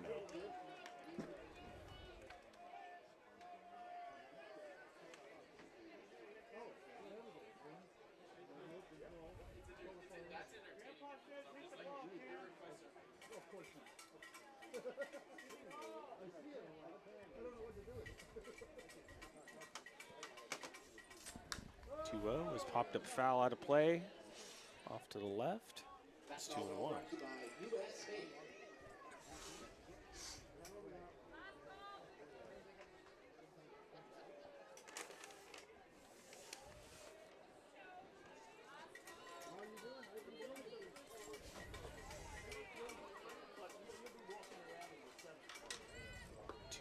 Drops it right in there for a called strike. 2-2.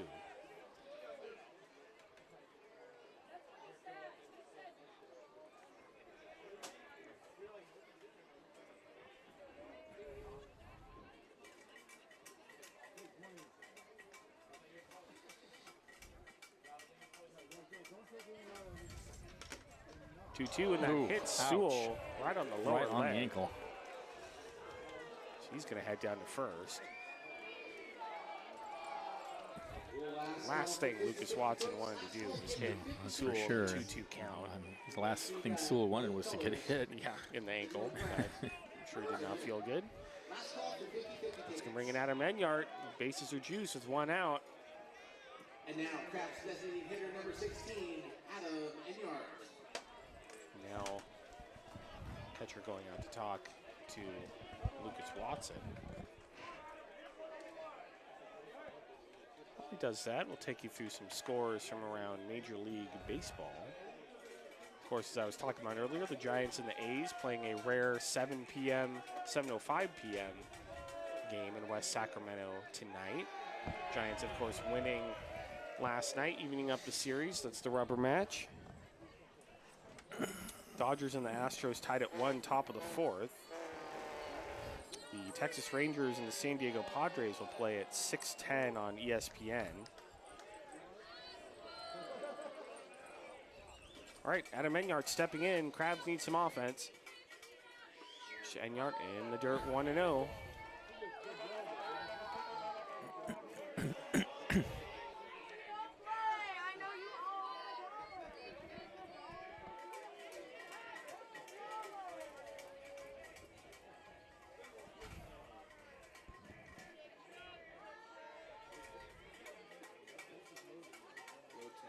1-0, and therefore a called strike, and it's 1-1. And fans right below us, including Matt Filar, are not happy with the call, but that was right on the corner. That was his best call today.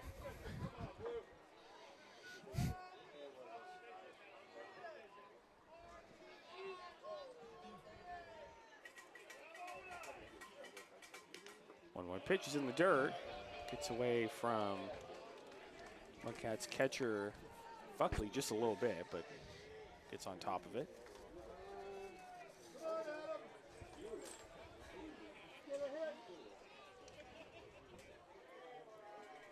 Bases loaded, 1 out, a 2-1 count. Adam Enyart, Crabs trail 3-1 here in the bottom of the 5th. 2-1 pitch. Oh, nasty. Good breaking ball. Enyart wanted to right swing in at that. That was the pitch. 2-2. That was right down the middle. Right down the middle. Enyart not happy with himself. Just froze on it.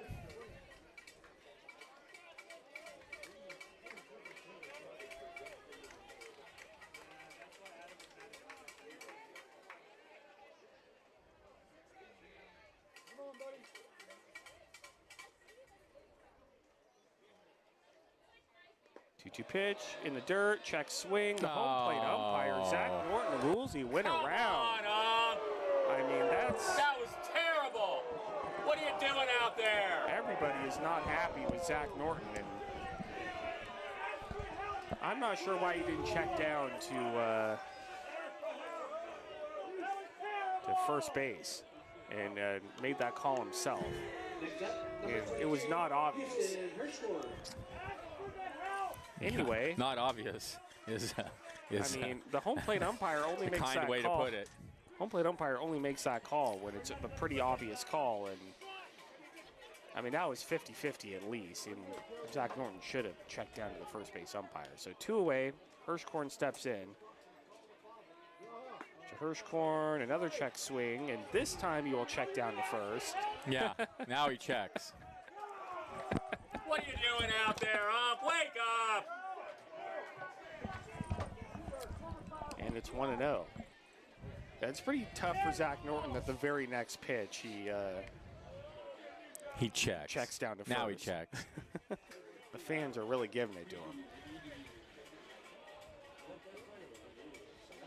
And I agree with the fans. I mean, yeah, the 1-0 in there for a called strike, and it's 1-1.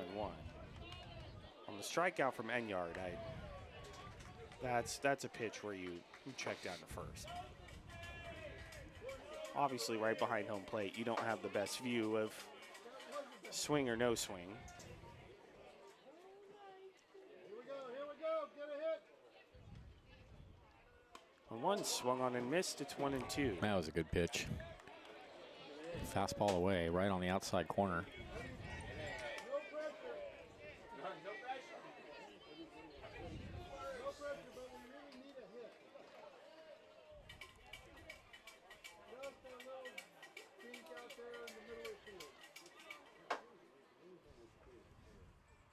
1-2. Ooh, that was a good breaking ball, but just missed low. 2-2. Gutsy take from Houston Hirschkorn.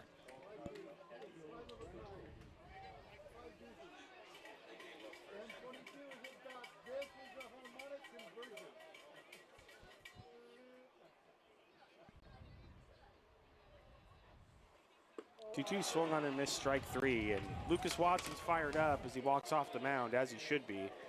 Bases were left loaded. By the Crabs, they failed to score. Crabs trail 3-1 as we head to the 6th. You're listening to Crabs Baseball, 107.3 FM.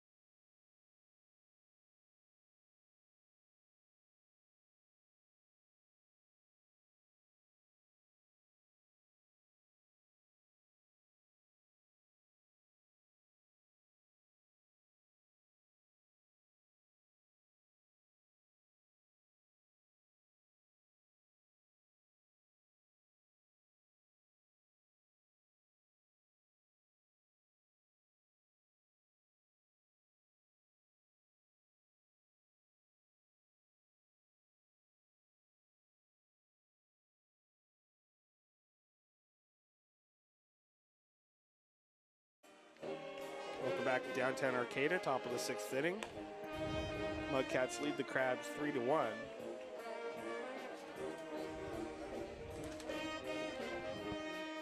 Due up will be Buckley, Mousehart, and Weber. Gets new pitcher for the Crabs, making his season debut, but not his Crabs debut. It's number 31, Sean Carey. Pitched for the Crabs last season. Late addition to the roster this season. Great to have him back. Always good to have a former Crab return. Was part of that 3-player addition. Carey with Cameron Sasso and Cedar Klein were all added to the roster this week out of Sac State.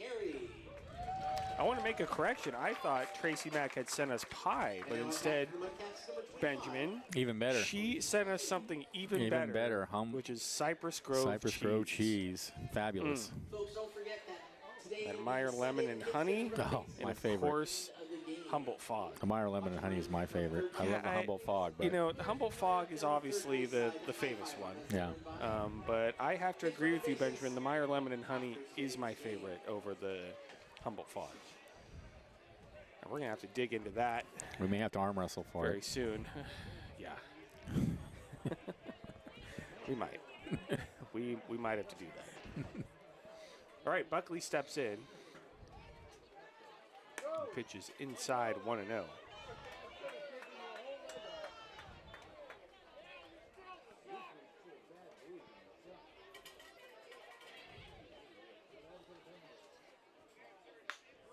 Is a ground ball to the third baseman Morris, who unbelievably boots it. Oh, wow. And reaching is See that Cody happen Buckley. very often. Yeah, you really don't. And the decision from our official scorer. That's an error. It's going to be an error on Keenan Morris. Unbelievable. E5. Next up, number 10. I think we're in some sort of alternate universe.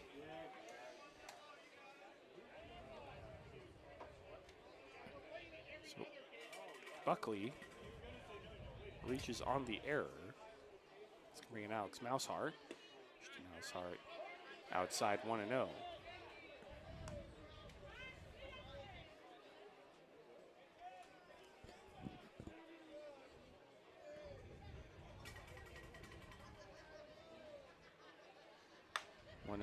Is a ground ball, diving stop by Morris, picks it up, What goes a play. to first, Unbelievable. one away. What a play. I think that more than makes up for the error. That sure does. That was spectacular. What a play. I mean, diving over the bag. That ball was smoked over the bag. Morris. Wow. He has just been, I think he's the best third baseman we've had since I've been doing the Crabs. As long as I can remember. Yeah. You've been doing this longer than me. No, So he's definitely, there's nobody he's even. Keenan Morris is like, okay, you're going to call an error on me. Let me just make up for that. Runner goes, a throw down to third, way ahead of him, and he is gone. What a great throw by Liam Forsythe behind the plate to nail Cody Buckman, stealing third. A couple of great defensive plays for the Crabs. Just what they needed, too.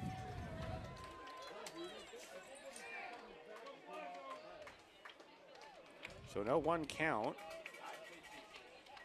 on Michael Weber, nobody on. No one pitch, on inside 1-1.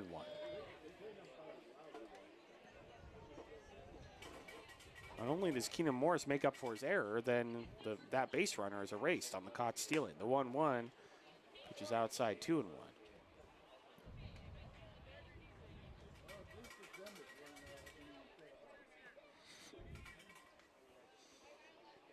on now. Get him out. 2-1 way inside. Weber had to jump out of the way of that. 3-1. Did he go? I love that.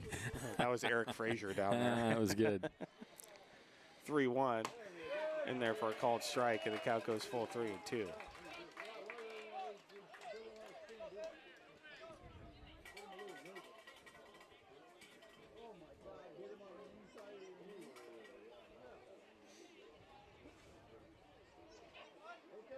swing now. 3-2 inside ball 4. So Weber works the walk. Adam from Kelly, happy 25th birthday, Adam. All right, first 2 outs. That's going to bring in Colin Elmore. Next up, number 32, Colin Elmore.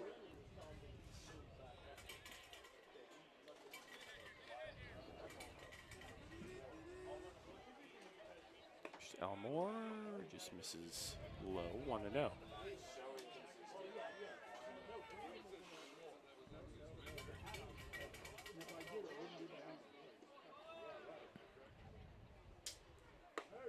1-0, misses inside 2-0.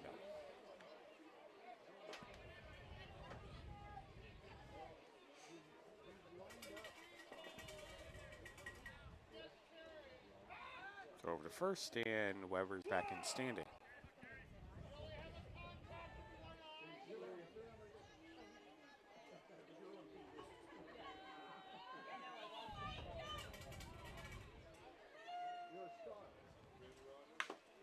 Is a ground ball to the right side, picked up by Sewell. Throw over to first. That's going to do it here in the 6th for the Mudcats. They failed to score, but Mudcats are still on top 3-1 as we head to the bottom of the 6th inning. You're listening to Crabs Baseball, 107.3 FM.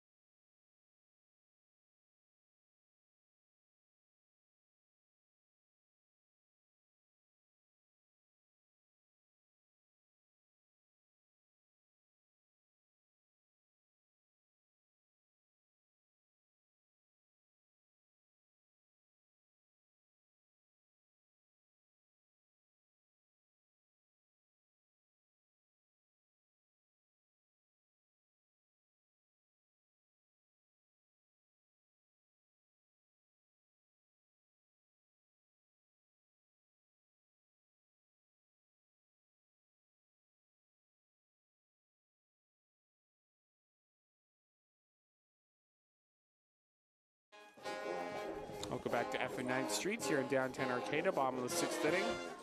Mudcats lead the Crabs by a score of 3-1.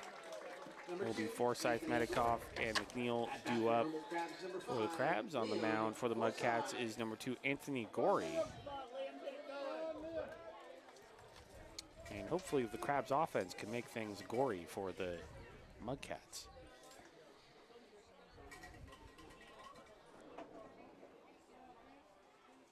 Here's to Forsyth, breaking ball right in there, 0-1. Come on, Liam, go ahead and hit that. It's okay.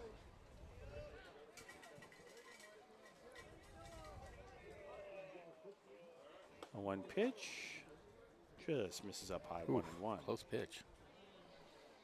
Scraped a little bit of the zone, but pulled the ball. Go, Liam. Get ahead. Get going, Liam. This is the one. Are you ready? 1-1, and he is unable to hold up his swing. I could just say that right now. They check down the first base umpire confirms it. It's 1-2. Nasty pitch from That was nasty. Anthony Gorey. That just fell right off the table.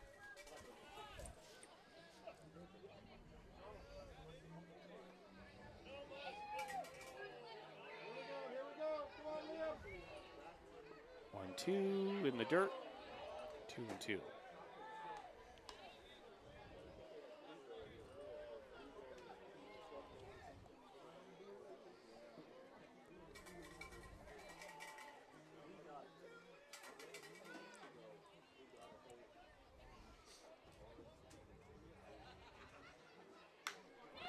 Fly ball out to center field. The center fielder racing in. It's going to drop right in front of him for a base hit.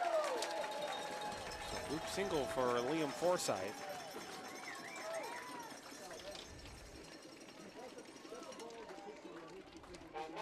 And that's going to bring in Tate Metcalf. Good way to start an inning. They're down by 2. Number 26, Tate Metcalf.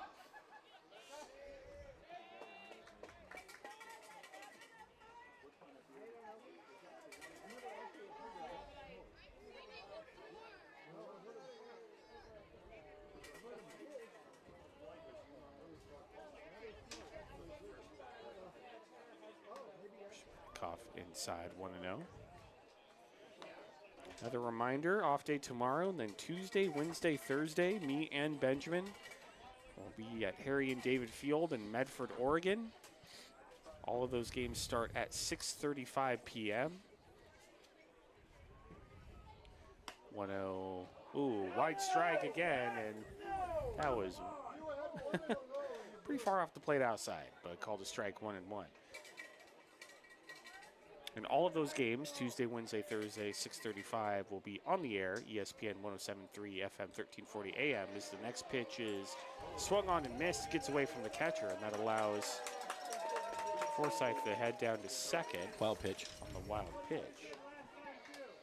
All those games in Medford, right here, ESPN 107.3 FM, 1340 AM, and the Humboldt Crabs YouTube channel. You do not have to miss any of the action when the Crabs are on the road.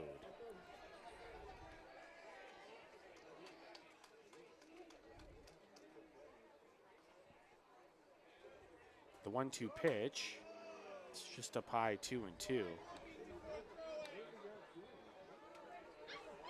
I think it's 2-2. There's a very wide strike call.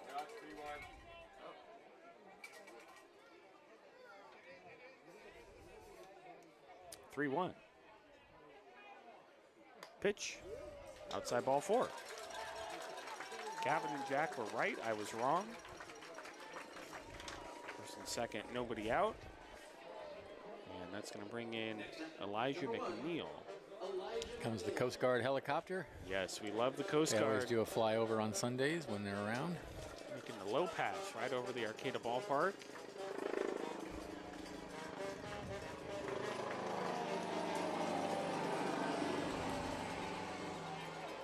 I'm sure they're headed right back to good old ACV, the Arcata Airport. Mr. McNeil is popped up, shallow center field. Center fielder racing over to his left, making the catch, one away. Got a shout out to the booth to Paul from Alex. Hey, Boo-Boo, welcome to your first Crabs game. Go Crabs. Love Alex, Kat, Jax, and Parker. First and second, 1 out. I'll bring in Jacob Pappas as the Coast Guard helicopter makes another pass right over the ballpark. We love the Coast Guard, and we appreciate everything they do for us. Yes, we do. Next up, number 35, Jacob Pappas. I'm surprised they don't have Coast Guard Day here at the ballpark. I know we really should. Let's get ahead. Three-way ball. Pitch to Pappas, check swing, pitches low and inside, no check down yet. It's 1-0. Go on now. I don't think he would. He's worried. Your arm is very heavy. You never know. Hold the weight. 1-0, another check swing. This time, home plate umpire Zach Norton rules he went around, and it's 1-1. This is post-truth umpiring. Didn't ask for any help yet again. You see, we're in a post-truth world, and this is post-truth umpiring. No, Zach Norton only checks down when he feels like it. He has his alternative strike zone.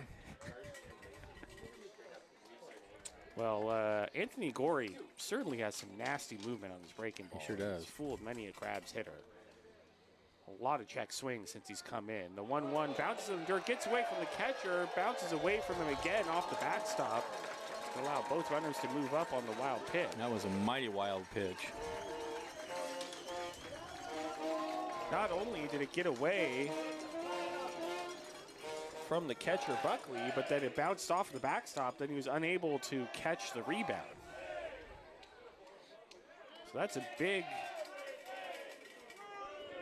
moment in the game for the Crabs, because now it's second and third with only one out.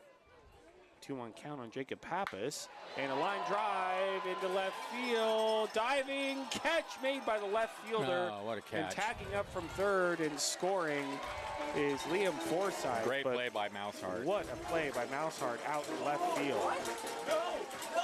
No, are you kidding? They're calling him out at third. Unbelievable. Unbelievable.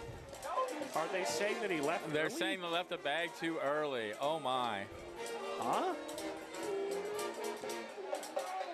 I think the umpires are going to meet. Yeah, I'm- to get the story straight. I'm That was ridiculous. very puzzled by this call. Come on. He did not leave early. There's no way he left early. Oh, my gosh. I mean, if that's what they end up ruling, I completely disagree. And so does the entire Crabs dugout and the entire ballpark. And so, All right, okay. now they are calling him safe. So the run does score, and it is 3-2. And now the Mudcats are unhappy. These umpires just have a habit of making everybody angry. 2 for 1 on pie, burritos, cookies, and donut Okay, rolls. so 2 for 1 sale at the snack shack. 2 outs. Pie, burritos, cookies, and donut rolls.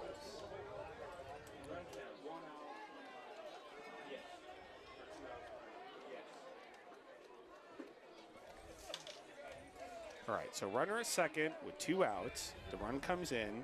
It's 3-2 Mudcats. Now the Mudcats manager following the home plate on. That's Norton, right? Following him back to home Yep. plate. And Keenan Morris will step in as soon as this all gets sorted out. Very odd sequence of events. And Morris. One of those times where doing the play-by-play and the stats kind of gets difficult on those weird plays, but everything's sorted out now, I think. All right, here we go. Keenan Morris. Jeez. He's done a great job at just getting hits whenever the Crabs need them. Yeah, I need one here, trailing by a run.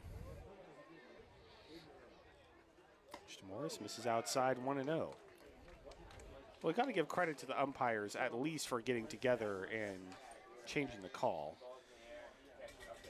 because that would have been a ridiculous call if that stood. You don't get credit for doing the minimum. Said like a true college professor. The 1-1 is a fly ball out to right field. The second baseman going out and makes the catch. And that's going to do it for the Crabs here in the 6th. They get a run, but unfortunately the Crabs trail 3-2 as we head to the top of the 7th. Stay tuned. The Professor, Benjamin Schaefer, will take you the rest of the way. Listen, Crabs Baseball, 107.3 FM.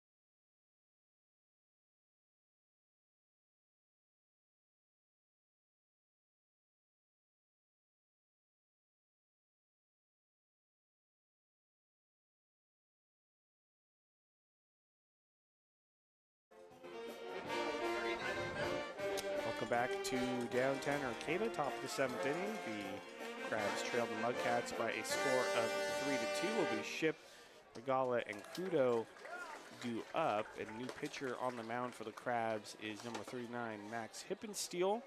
And now taking the rest of the way, here is the professor, Benjamin Schaefer. Thank you, Liam. So Max Hippensteel, the 4th pitcher of the afternoon for the Crabs. He will face Ship, the 9-hitter, and then Regala and Crudo, with the Crabs trailing by a run, 3-2. A good ball game here at the Arcata Ballpark this afternoon on a lovely Sunday afternoon. Not a cloud in the sky. Hippensteel, he's been outstanding as a reliever for the Crabs. 8th appearance, 12 1/3 innings pitched. Those 12 1/3, he has only given up 4 hits, 1 run, walked 7, struck out 16. He has 3 saves and a 0.73 ERA. Yeah, he's been great. He's the firefighter really on the team. He's put out fires. He's come in some pretty tough situations, obviously here starting out the inning. Yeah, in fact, he came in last night, I think it was. Let's see. I guess it wasn't last night. Was it Friday night? Yeah, Friday night he came in the 8th inning and shut the game down. So here we go. It's Ship to lead it off. He homered in 2 at-bats so far today. 3 runs, 2 hits, no errors for the Mudcats. 2 runs, 5 hits, 2 errors for the Crabs. And there's a pitch. And they appealed to first. He did not go around. Didn't even bother to ask the home plate umpire that one.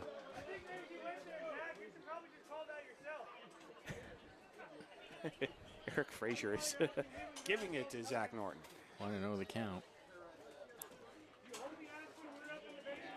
And then 1-0 is grounded out to short. And McNeil throws him out, 1 away.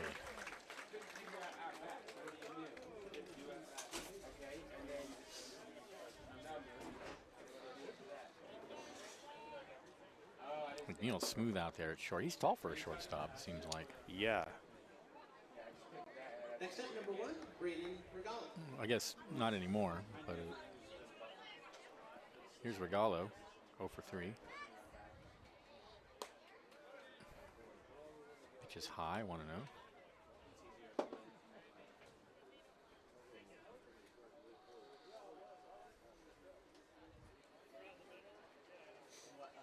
Was there an out on the previous play? 1-0, fouled off the hands and out of play.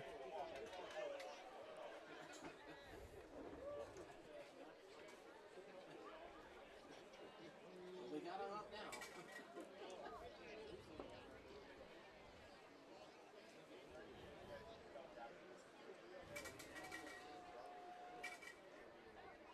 The 1-1. Strike on the inside corner. Great off-speed pitch right on the black. 1-2.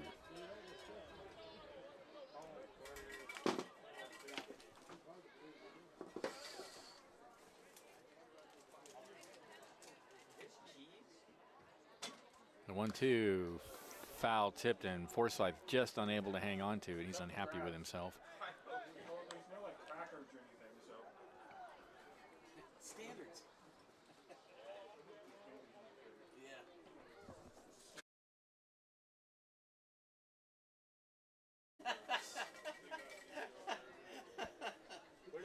Take care of it. The 1-2. Fouled out of play.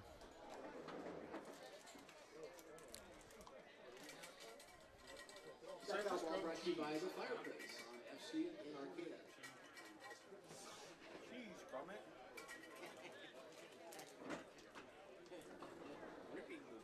The 1-2 now to Regala. 1 out, nobody on. Hippensteel deals, and he misses high. 2-2. Regala has struck out twice and flied to center.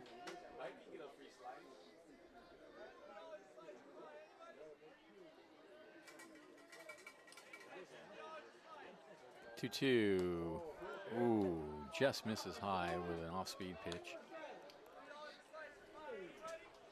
That was a ball.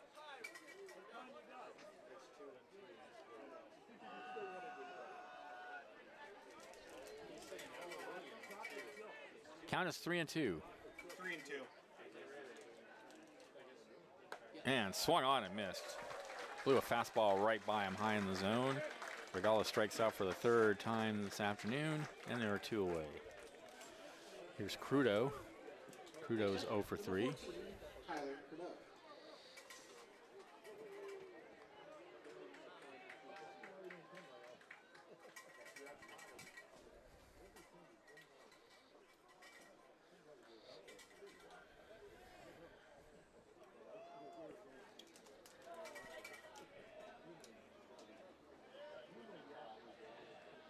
Hip and steal. Kicks and deals, and that's a strike at the knees. Great pitch. Slider right in there, 0-1.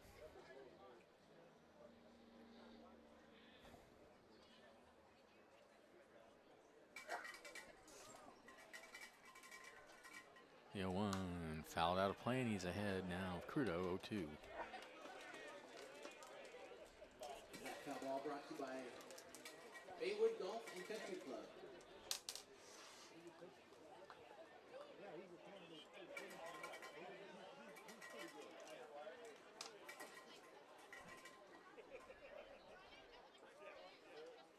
The 0-2. Hit foul into the right field picnic area.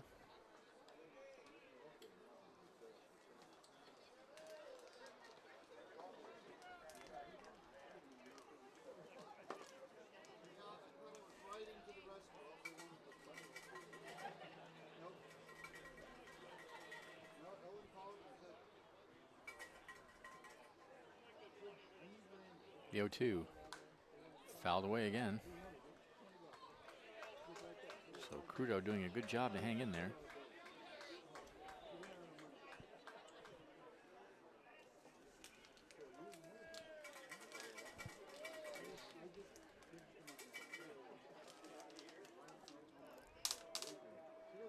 The 0-2. Lined into right field, right at Pappas, and that ends the inning. Mudcats go in order in the 7th. They lead it 3-2. We'll stay here for the 7th inning stretch and take me out to the ball game presented by the world famous Crabgrass Band. With the friends, fellow baseball fans, for the 7th inning stretch.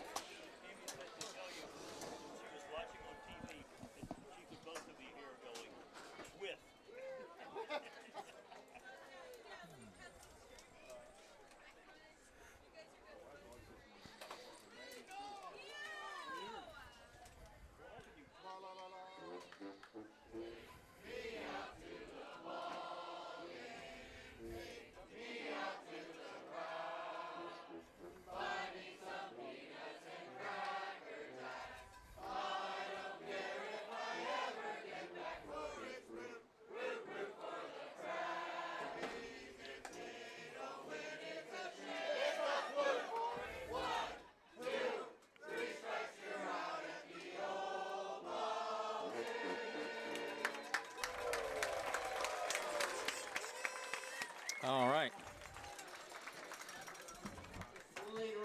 World famous Crabgrass Band. Unfortunately, will not be in Medford, I don't think, right? They're not coming to Medford? No, I don't believe the band is going to Medford, unfortunately. That's going to be after a couple matches. So it'll be Reed, Sewell, and Enyart to bat for the Crabs in the bottom of the 7th inning, trailing by a run. Trying to sweep this 3-game series, but running into some good pitching by the Mudcats. Number 3, Timmy Reed. Timmy Reed is 1 for 2. And that's a pitch in the dirt. Want to know? I'd like to see what his on-base percentage is. We don't have that stat, do we? We do. It's just not on the main batting stats for some reason. That should be on the main batting stat. That's a really important batting stat. Point streak.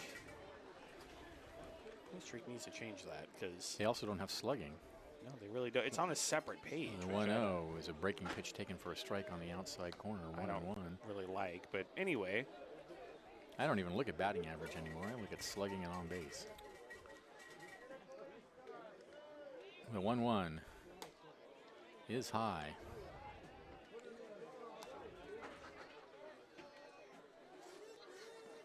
Let's see. Timmy Reed has a .520 on-base percentage coming into this game. Yeah. Yeah. 2-1. Swung on and missed. 2-2. That's the important number right there. He may strike out a lot, and he may only be batting 240 or something, but he's on base all the time. Getting on base and he steals a ton. over half the time is pretty good. 2-2 count. Grounded right back at the mound. Gorey has it, and there's one away. Make way for the bat boy, Josh Bradshaw. So here's Sewell. Has a double in 2 official at-bats. And now, number 11, Cameron Sewell. Anthony Gorey out on the mound for the Mudcats for his second inning of work.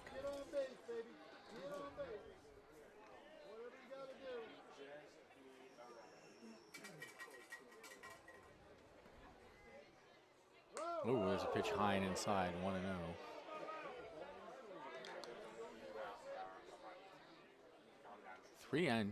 Three to 2 the score. 1-0 the count to Sewell. He can tie the game in a hurry. If he gets a pitch, 1-0 misses down low. Enyard on deck.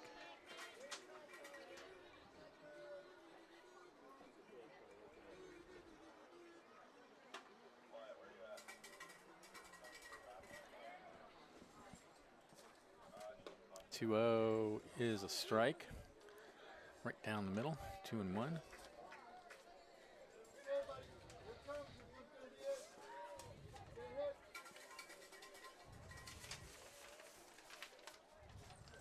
The 2-1 is laced in the right center field, and nobody's going to get that. That's into the gap. He's going to hold it first, though. The right fielder made a dive about 10 feet short of the ball. That was a strange. Yeah, that wasn't very close.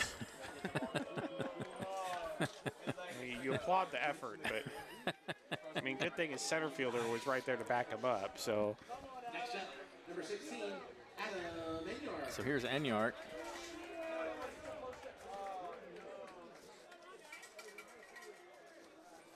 We got a green guy right down here. While we move it away. That's where his feet were.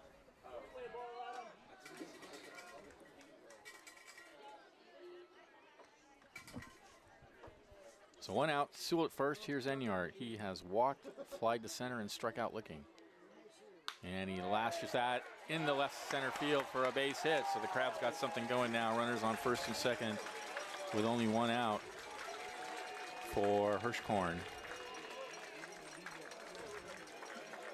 Hirschkorn is 0 for 3.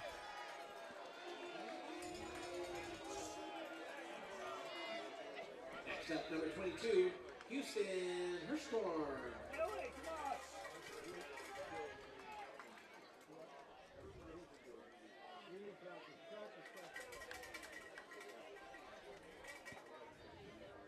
Okay, get a hit. You can be a hero.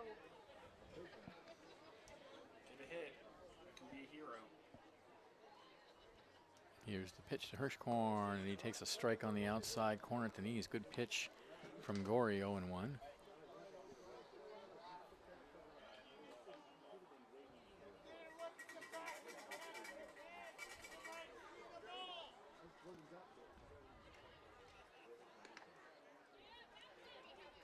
The 0-1 is tapped foul out in front of home plate. Okay, now. 0-2 now to Hirschkorn. Forsythe on deck. Even if it's close.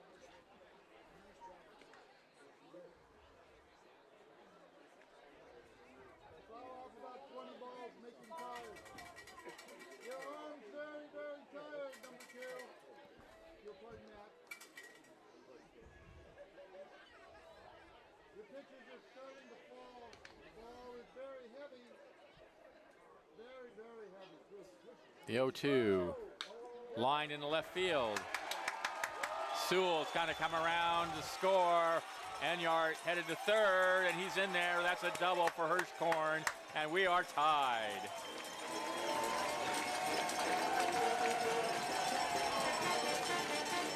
Houston Hirschkorn comes through.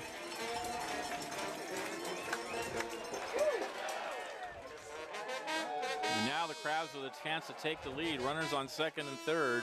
Only one out for Liam Forsyth.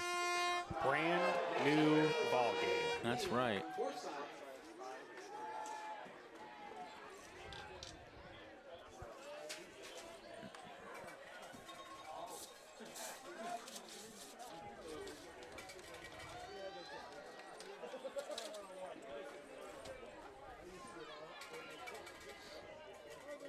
Forsyth has been on base 3 times today, and he hits that one in the air to center field and deep. Going back is a center fielder, and adios, muchacho!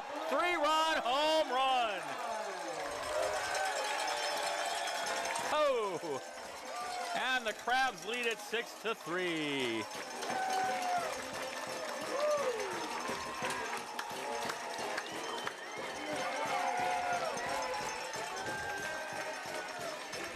And a huge celebration over by the Crabs dugout. That is Humboldt Crabs' 21st home run. 400 feet, 102 off the bat. Thanks to Harbor Motors and Roger and Jean Lorenzetti for each donating $50 to Little League District 26 for every Crabs Things got home quite run. nasty for Gory on the mound. Yeah, it's been ugly. It's been, as you said, gory. Crabs home run between those two benefactors. 6-3 Crabs. Ouch. And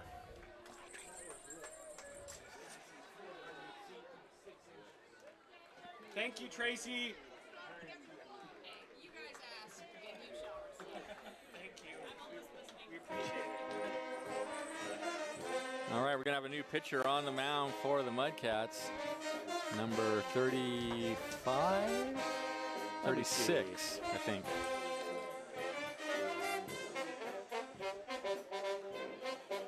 I believe this is number 36.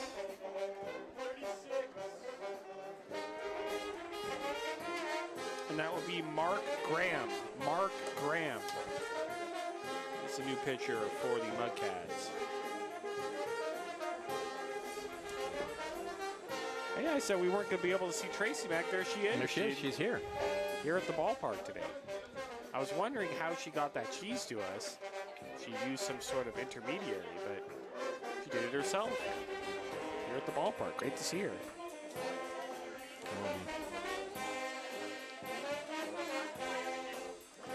All right. Maybe we should go back to the studio and thank some of our sponsors while Graham takes his warm-up pitches. This is Crabs Baseball, 107.3 FM.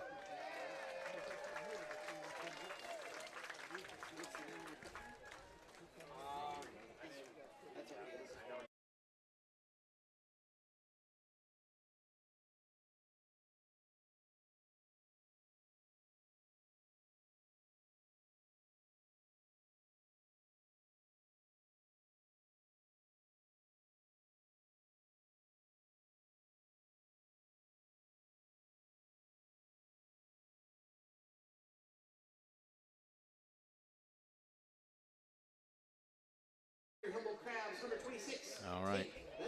Medikoff to bat. 4 runs in for the Crabs. They've taken a 6-3 lead. Medikoff is 1 for 2. There's 1 out. Bases are empty. And the pitch. Way high with a fastball from Graham, 1-0.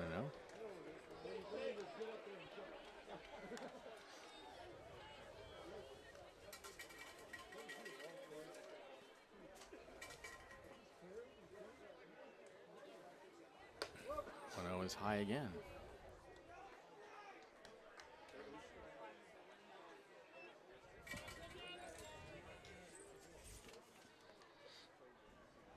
Two-oh.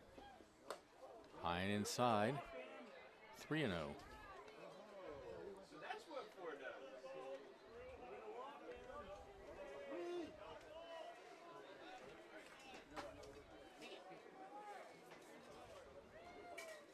3-0, hits him on the back. This does not bode well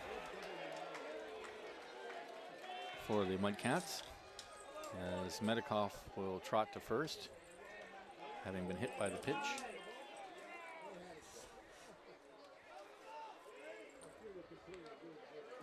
So That was It's number 1. Liam Forsythe's first home run of the season. It was crushed. Dead center field. And here's McNeil. He's 0 for 3.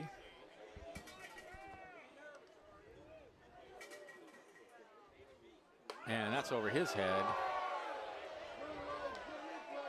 Well, Mark Graham is still working on throwing a strike. None of these pitches have been remotely close.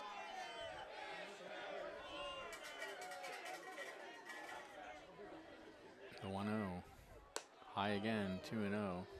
You would think, like the law of averages, if you were just throwing towards home plate, that a ball would eventually make its way somewhere in that box. But so far, no go for Graham. I bet that's what the first baseman was telling his pitcher. You know, just close your eyes and see what happens. I mean, you know, 2-0 the count. High and inside, 3-0. Boy, but Krabs better watch out. He is. Yeah, it's really not good. I mean, he's missing consistently inside and pretty high. Inside and high every pitch. You obviously don't want anybody to get hit on the head. Certainly not. That's your biggest fear. 3-0. There is a strike, 3-1.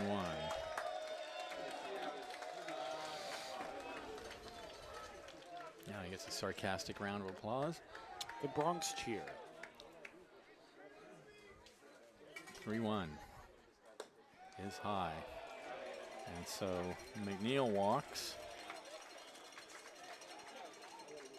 Oh, I think, Yeah. I'm looking at my calendar right now, and somewhere I have to be at 3 o'clock. Sunday. It's 2:53, so. 2:53. Here comes the manager, and I don't think he's too happy. Ask him what the story is. Wonder what he's telling him. What is your major malfunction? I think is the question.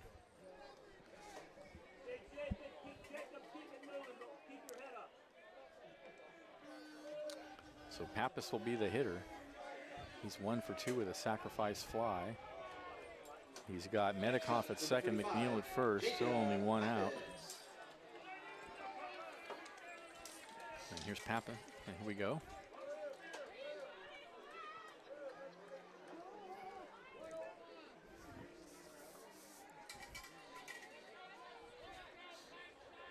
Graham sets. Here comes the pitch. And a little looper out to second base. Throw to second for 1. Back to first, not in time. That was bat a broken is bat. done. Yeah, that's the end of that bat. So Pappas safe on the fielder's choice. McNeil forced at second. At the top of the lineup for your 2 away. number 9, Keenan Morris. Medikoff goes to third. And we're back to the top of the order. Here's Keenan Morris. Uncharacteristically quiet day, 0 for 4.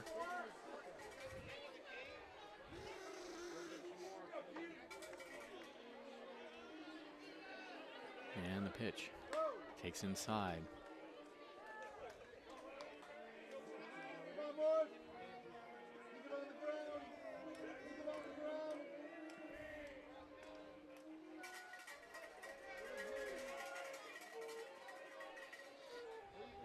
Runner goes. The 1-0 is high. No throw to second.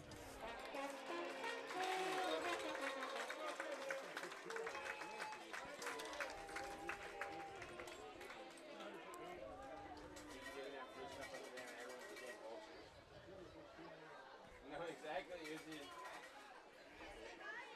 2-0. Here's the pitch. Outside. They're a feeding frenzy over in the stands there as they're giving away free burgers or something. What about free burgers for the booth? We're always forgotten about. We are always forgotten, except by Tracy Mack. Except by Tracy Mack. 3-1. Tracy Mack's the only one who loves us. So 3-1 now to Morris. Medikoff at third, Pappas at first. At second, excuse me. And that's lined down the right field line. That's going to plate a couple more. Here comes Medikoff. Here comes Pappas. That's a double for Keenan Morris. And the Crabs have busted it open 8-3. Quiet day, no more. Didn't hit it very hard. to 67 miles off the bat. But right down the right field line.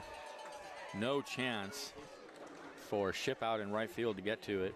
Next up, number 3, Timmy. Crabs have batted around. And here's Timmy Reed, led off the inning by grounding back to the pitcher. It's what the Crabs do. They wear down the other team's pitching. That's exactly right.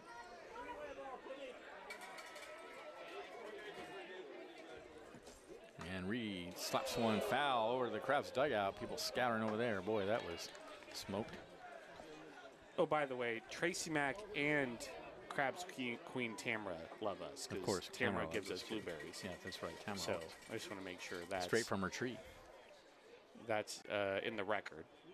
The 0-1 misses away.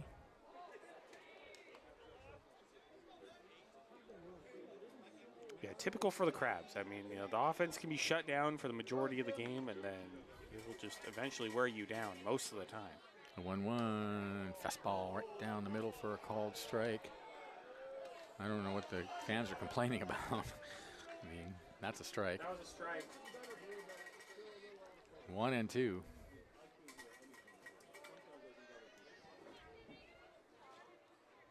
And Reed takes inside, 2-2.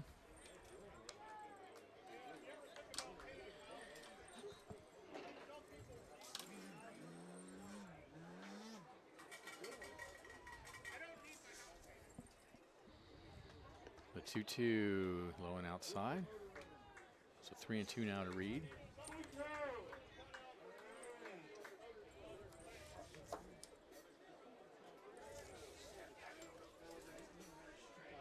A 6-run inning for the Crabs, and they have seized an 8-3 lead.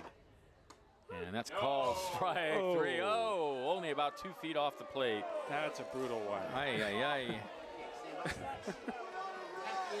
Third out of the inning. I understand, moving the game along and all that, but that's tough. The Mudcats 3. Crabs come up with 6 runs on 5 hits. There were no errors and 2 left, and at the end of 7, they lead at 8-3. This is Dominating Crabs Baseball, 107.3 FM.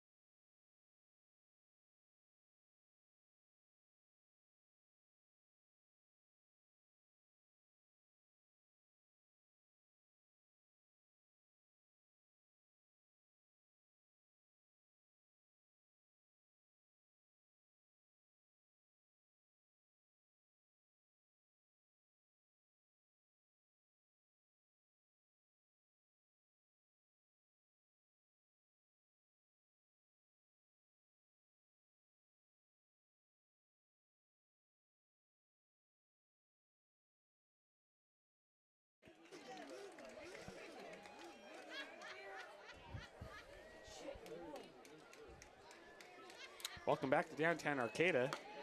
Top of the 8th inning, and here is the professor, Benjamin Schaefer. Thank you, Liam. So the Crabs with an 8-3 lead now, 8 runs, 10 hits, 2 errors for the Crabs, 3 runs, 2 hits, no errors for the Mudcats.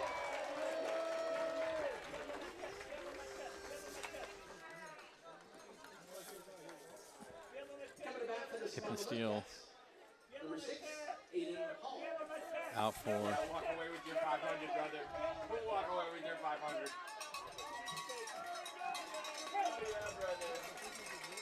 his second inning, and there's a grounder out to short. Scooped up by McNeil. 1 away. And another bat casualty. Yep.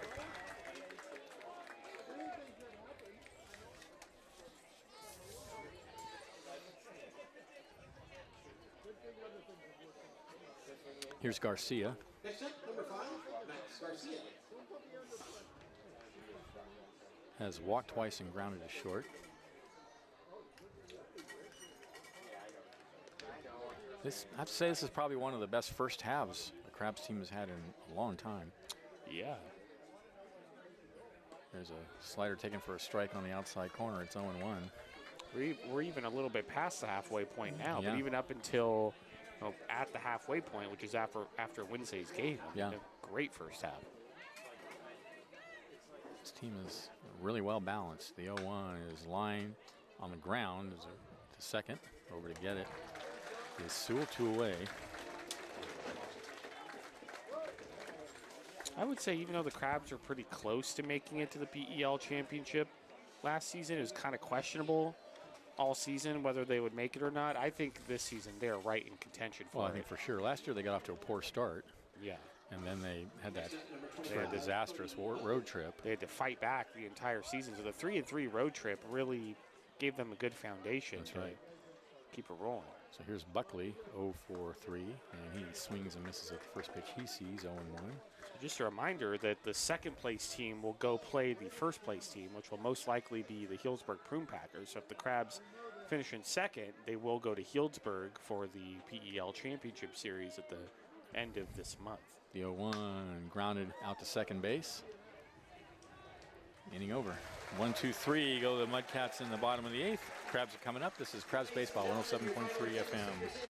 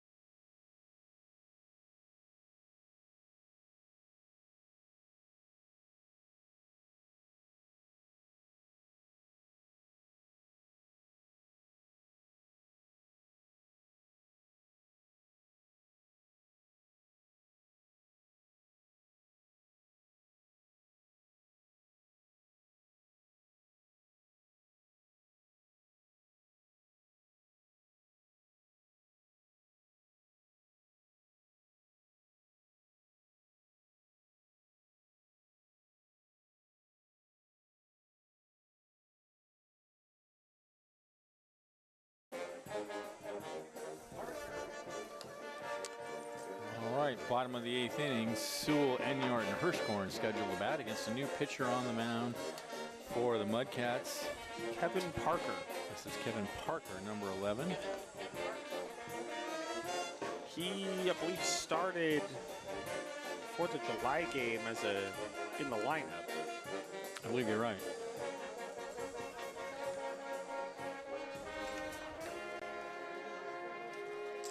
All right.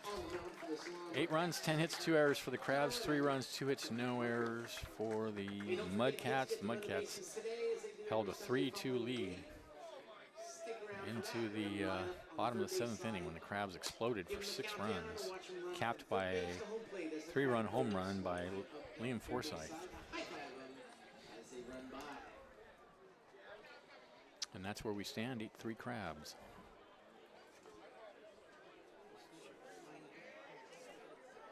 Next up for Humboldt Crabs, number 11, Cameron Sewell. Sewell so far today is 2 for 3 with a double.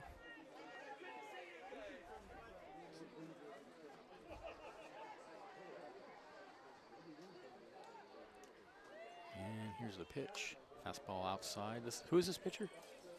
Kevin Parker. Parker.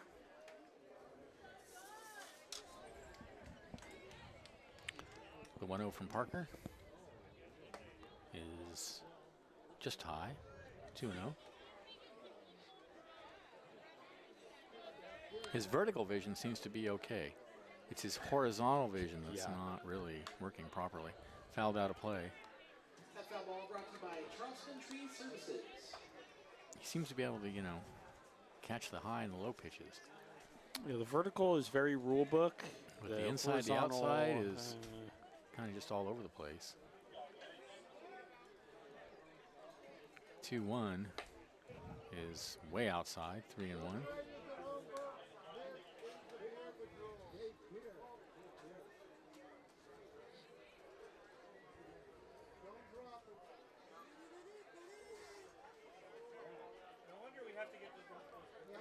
The 3-1 is ball 4.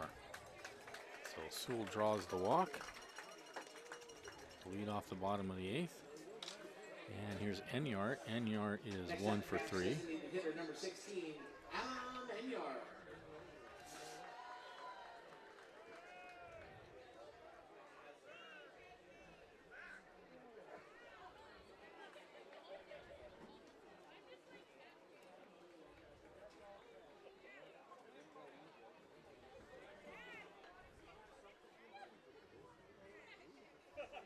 And there's a pitch high and inside.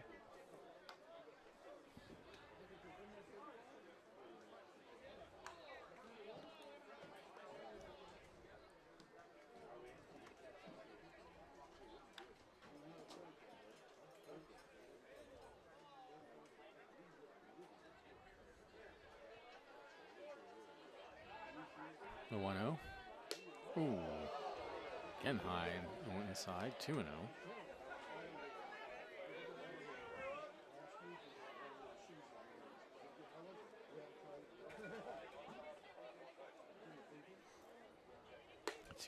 Rides high. 3-0.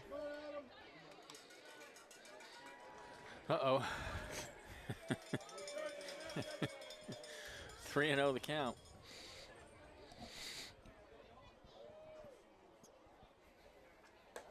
There's a strike right down the middle. 3-1.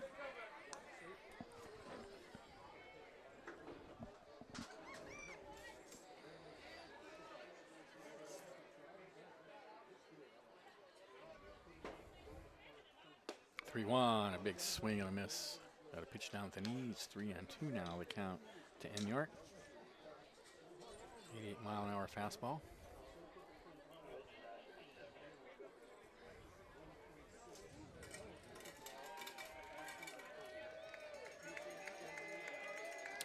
Parker deals 3-2. The runner goes, and the pitch is fouled away.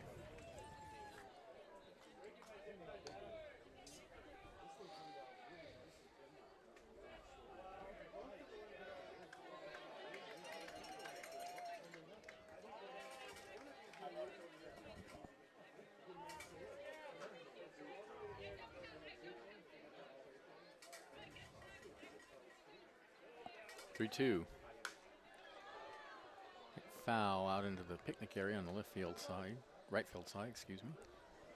Foul ball brought to you by Wild Planet.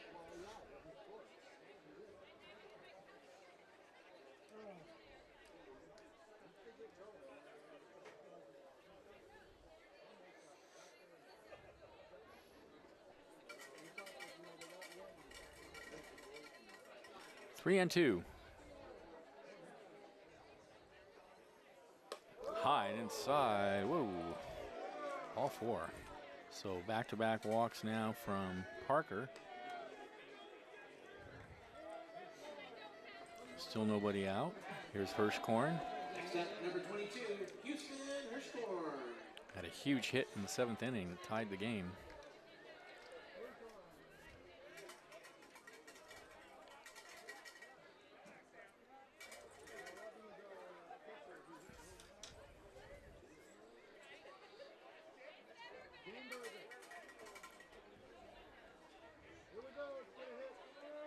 Runners are going. The pitch is high. The throw down to second. They've got him hung up.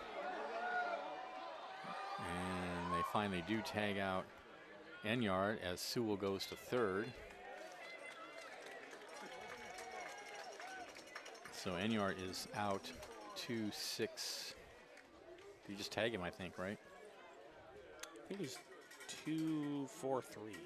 2-4-3, okay.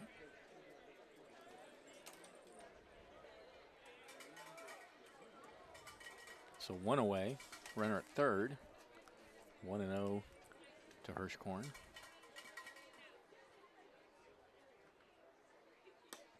Fastball away.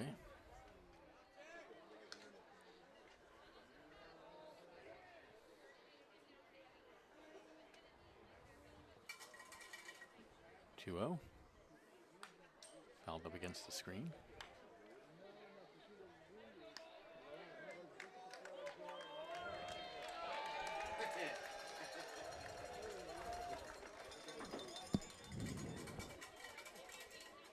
2 balls to strike the count.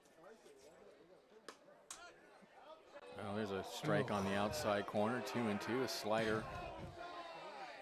Another tough one.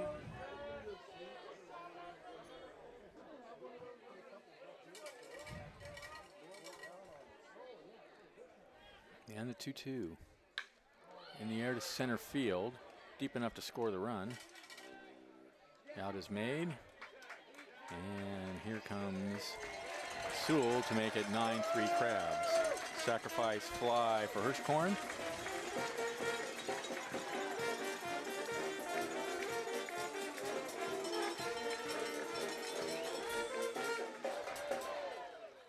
And a shout out to the booth saying happy Sunday Crabs fans. And a shout out to the 50-50 girls. And with 2 away, 50 girls reminding us to always tip the girls. here's Forsythe. Next up, number 5, Leon Forsythe.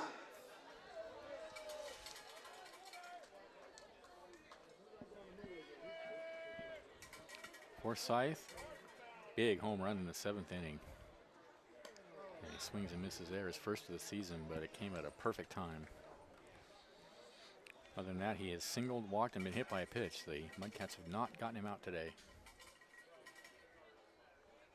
Nobody on, 2 outs. A run in for the Crabs. They lead 9-3. And the pitch. Fastball in there for a strike at the knees. It's 0-2. In the top of the 9th, it'll be Mousehart, Weber, and Elmore scheduled to bat for the Mudcats.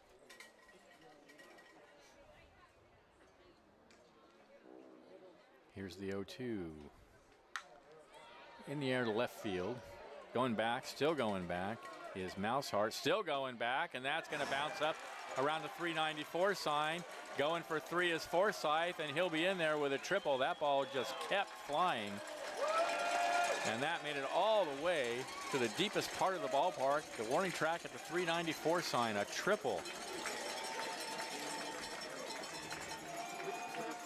Have a day, Liam Forsythe. That's right. Next up, number 46.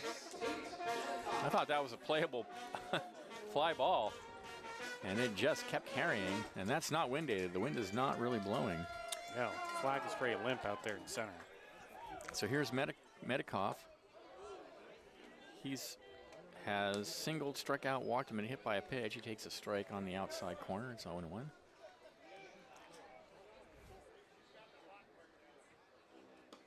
And there's another pitch. Same spot, 0-2.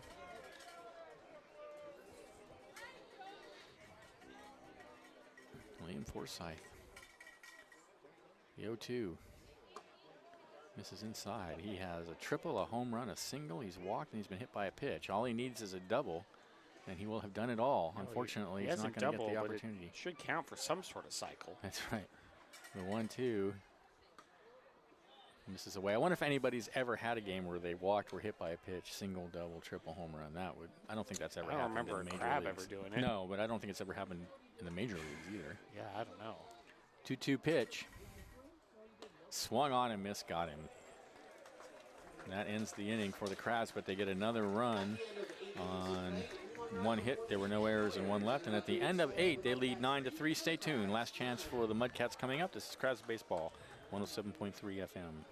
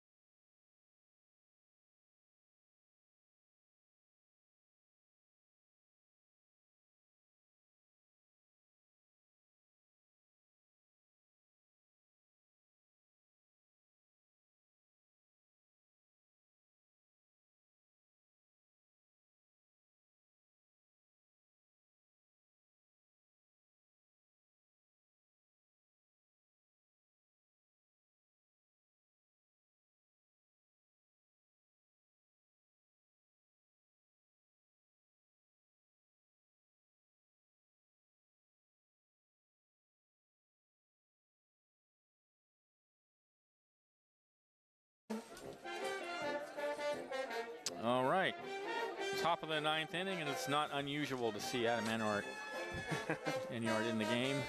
I see what you did there. Thank you.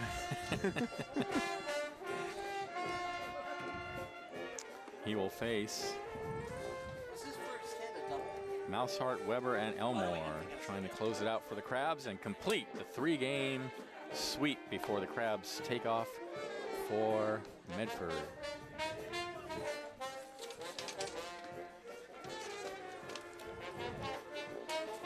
Enyart so far on the season on the mound. Of course, we all know how he's done in the batter's box. Been outstanding on the mound as well. 9th appearance, 14 and third innings pitched. His 14 and third, he's given up 6 runs, walked 9, struck out 21. Comes in with a record of 4-0 with 1 save, ERA of 3.76.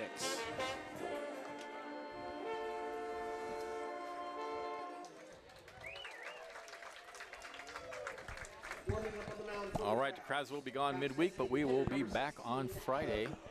And is the West Coast Kings coming in on Friday? Is that West right? Coast Kings Friday at 7, and then a doubleheader Saturday starting at 5:30. 2 7-inning games.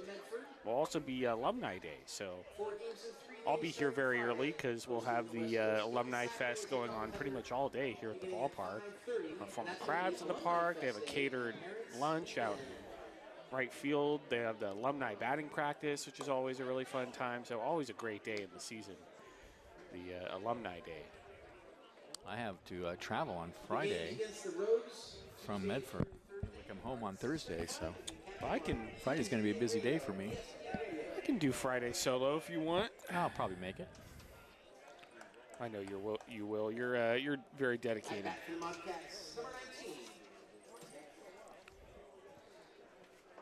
I might take a leisurely ride home, though, so we'll see. But maybe you'll take the first 3 innings or something. Oh, yeah. Happy to do it. It's Dash Carson pinch hitting. This is Carson pitch hitting for Mousehart. And he takes a strike on the outside corner. Enyart sets. Here's the 0-1. Grounded out to short. McNeil on the run. Makes it look easy. McNeil is smooth out there. One away. Very smooth left side of the infield between Keenan Morris and Elijah McNeil. Number 18, Zach Oldenburg. We're going to have another pinch hitter. This is number 18, Zach Oldenburg, to bat for Weber. Solano Mudcats, number 18, Zach Goldenberg. Zach Goldenberg. Goldenberg, not Oldenburg. Goldenberg. Started last night. Here's the pitch. And he hits that one in the hole on the right side and through for a base hit. Maybe it was Friday he started. I think it was Friday, actually. Friday night, he was 1 for 4. Next up, Mudcats designated hitter, number 32, Colin Elmore. Here's Elmore. Elmore's 0 for 3 today. Runner at first, 1 out.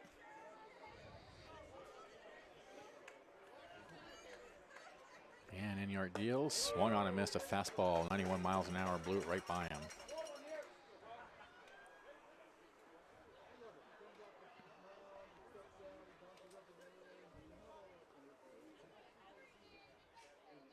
Yo one, lined into center field for a base hit. And it's bobbled out there by Reed, and that's going to allow Carson to go to third, so that's a single and an error on Reed.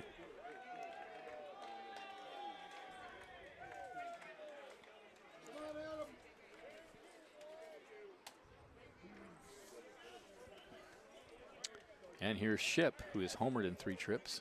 29, Wyatt Davis. Nope, it's going to be Wyatt Davis for Ship. Pinch hitting for the Mudcats, number 29, Wyatt Davis. First and second, 1 out. 9-3 Crabs, top of the 9th inning. Enyart sets, and that's cued up against the backstop.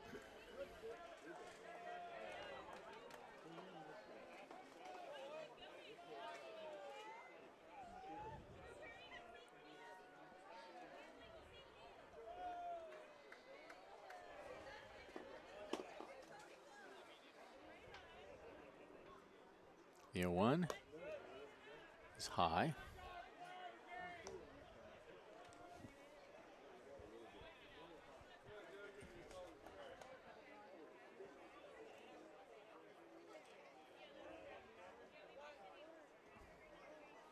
The 1-1 is hit foul wide of first.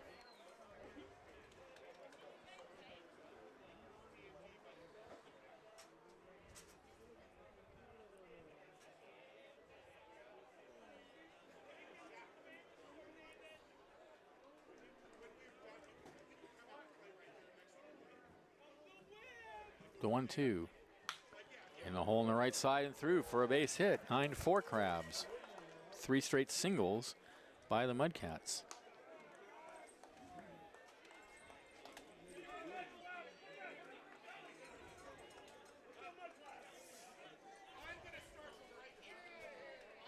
Back to the top of the order. Looks like we're going to have a pinch hitter for Regala. 22, Derek Bartram. This is Bartram. Pinch hitting for Solano, number 22, Derek Bartram.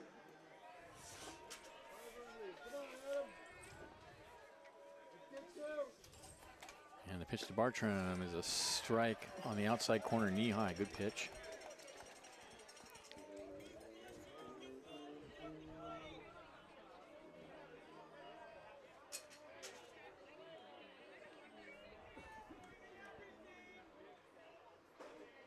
The 0-1.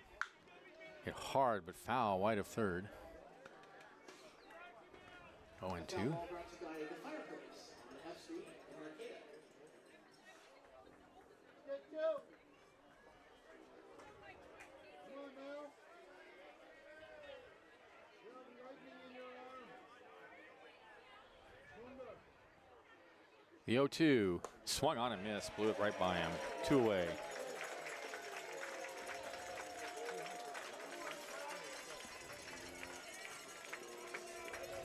Next up, number 14, Tyler Trudeau. Here's Tyler Crudo. 0 for 4. Mudcats down to their last out.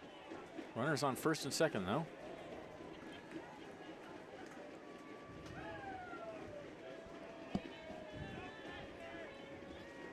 Enyar looks at second and deals a little ground ball on the right side. That's going to get through. They're going to hold the runner at third, and that's going to load the bases.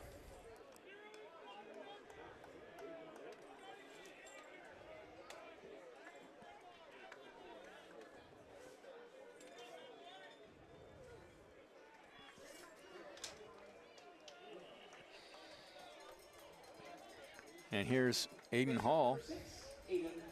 1 for 3. Some hard hit balls off Adam Enyart here in the 9th.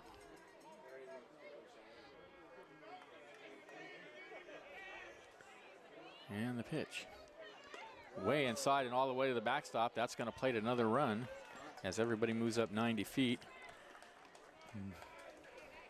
9-5 Crabs.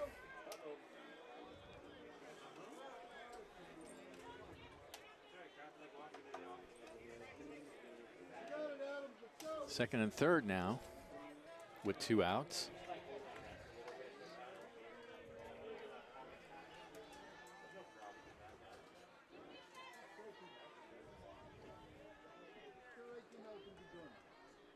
The 1-0 again gets away outside, no advance. 2-0.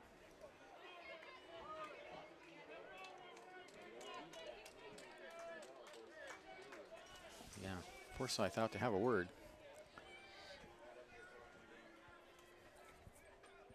Enyart has given up 4 hits in the inning and a wild pitch.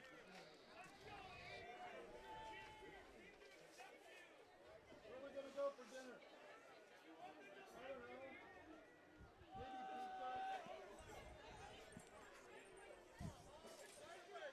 Maybe pizza. Randy's on one today. I like it. A little spark.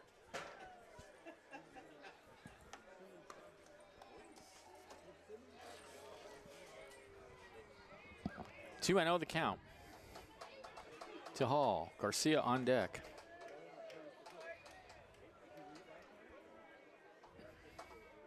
Way outside, and then the count goes 3-0. So he's a pitch away from bringing the tying run to the plate.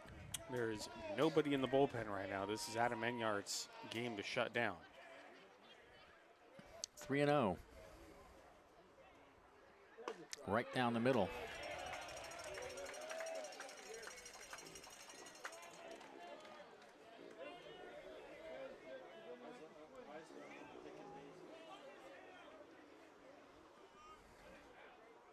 The 3-1 way outside, and that's going to load the bases again. And as I said, bring the tying run to the plate.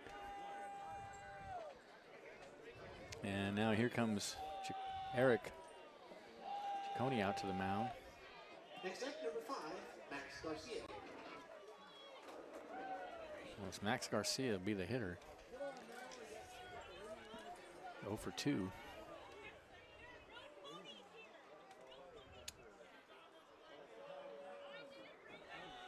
Oh, the All-Star Game rosters have been revealed by Major League Baseball.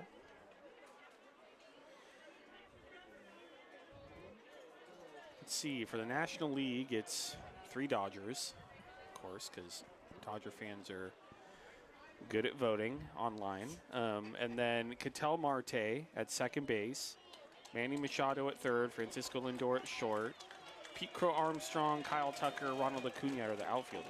Oh, that National sounds about League right. side. So here's Garcia with the bases loaded.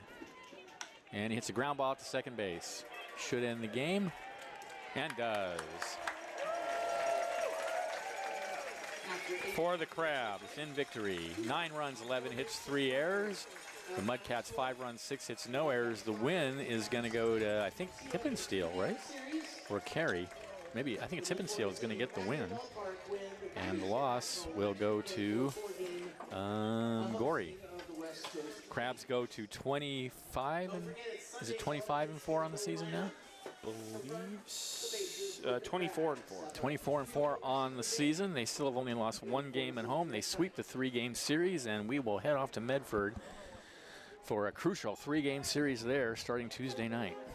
Crucial, yeah. I mean, given where the Solano Mudcats were in the standings, you know, the Crabs are going to make that PEL championship game. They need to beat teams like this that are at the bottom of the standings. So they took care of business, timely hitting in the 7th inning, really getting it done, holding on to win. Some good momentum going into Medford next week. That's right. All right, fans, thanks for listening. Have a lovely Sunday afternoon. This is Crabs Baseball, 107.3 FM. We'll talk to you Tuesday night.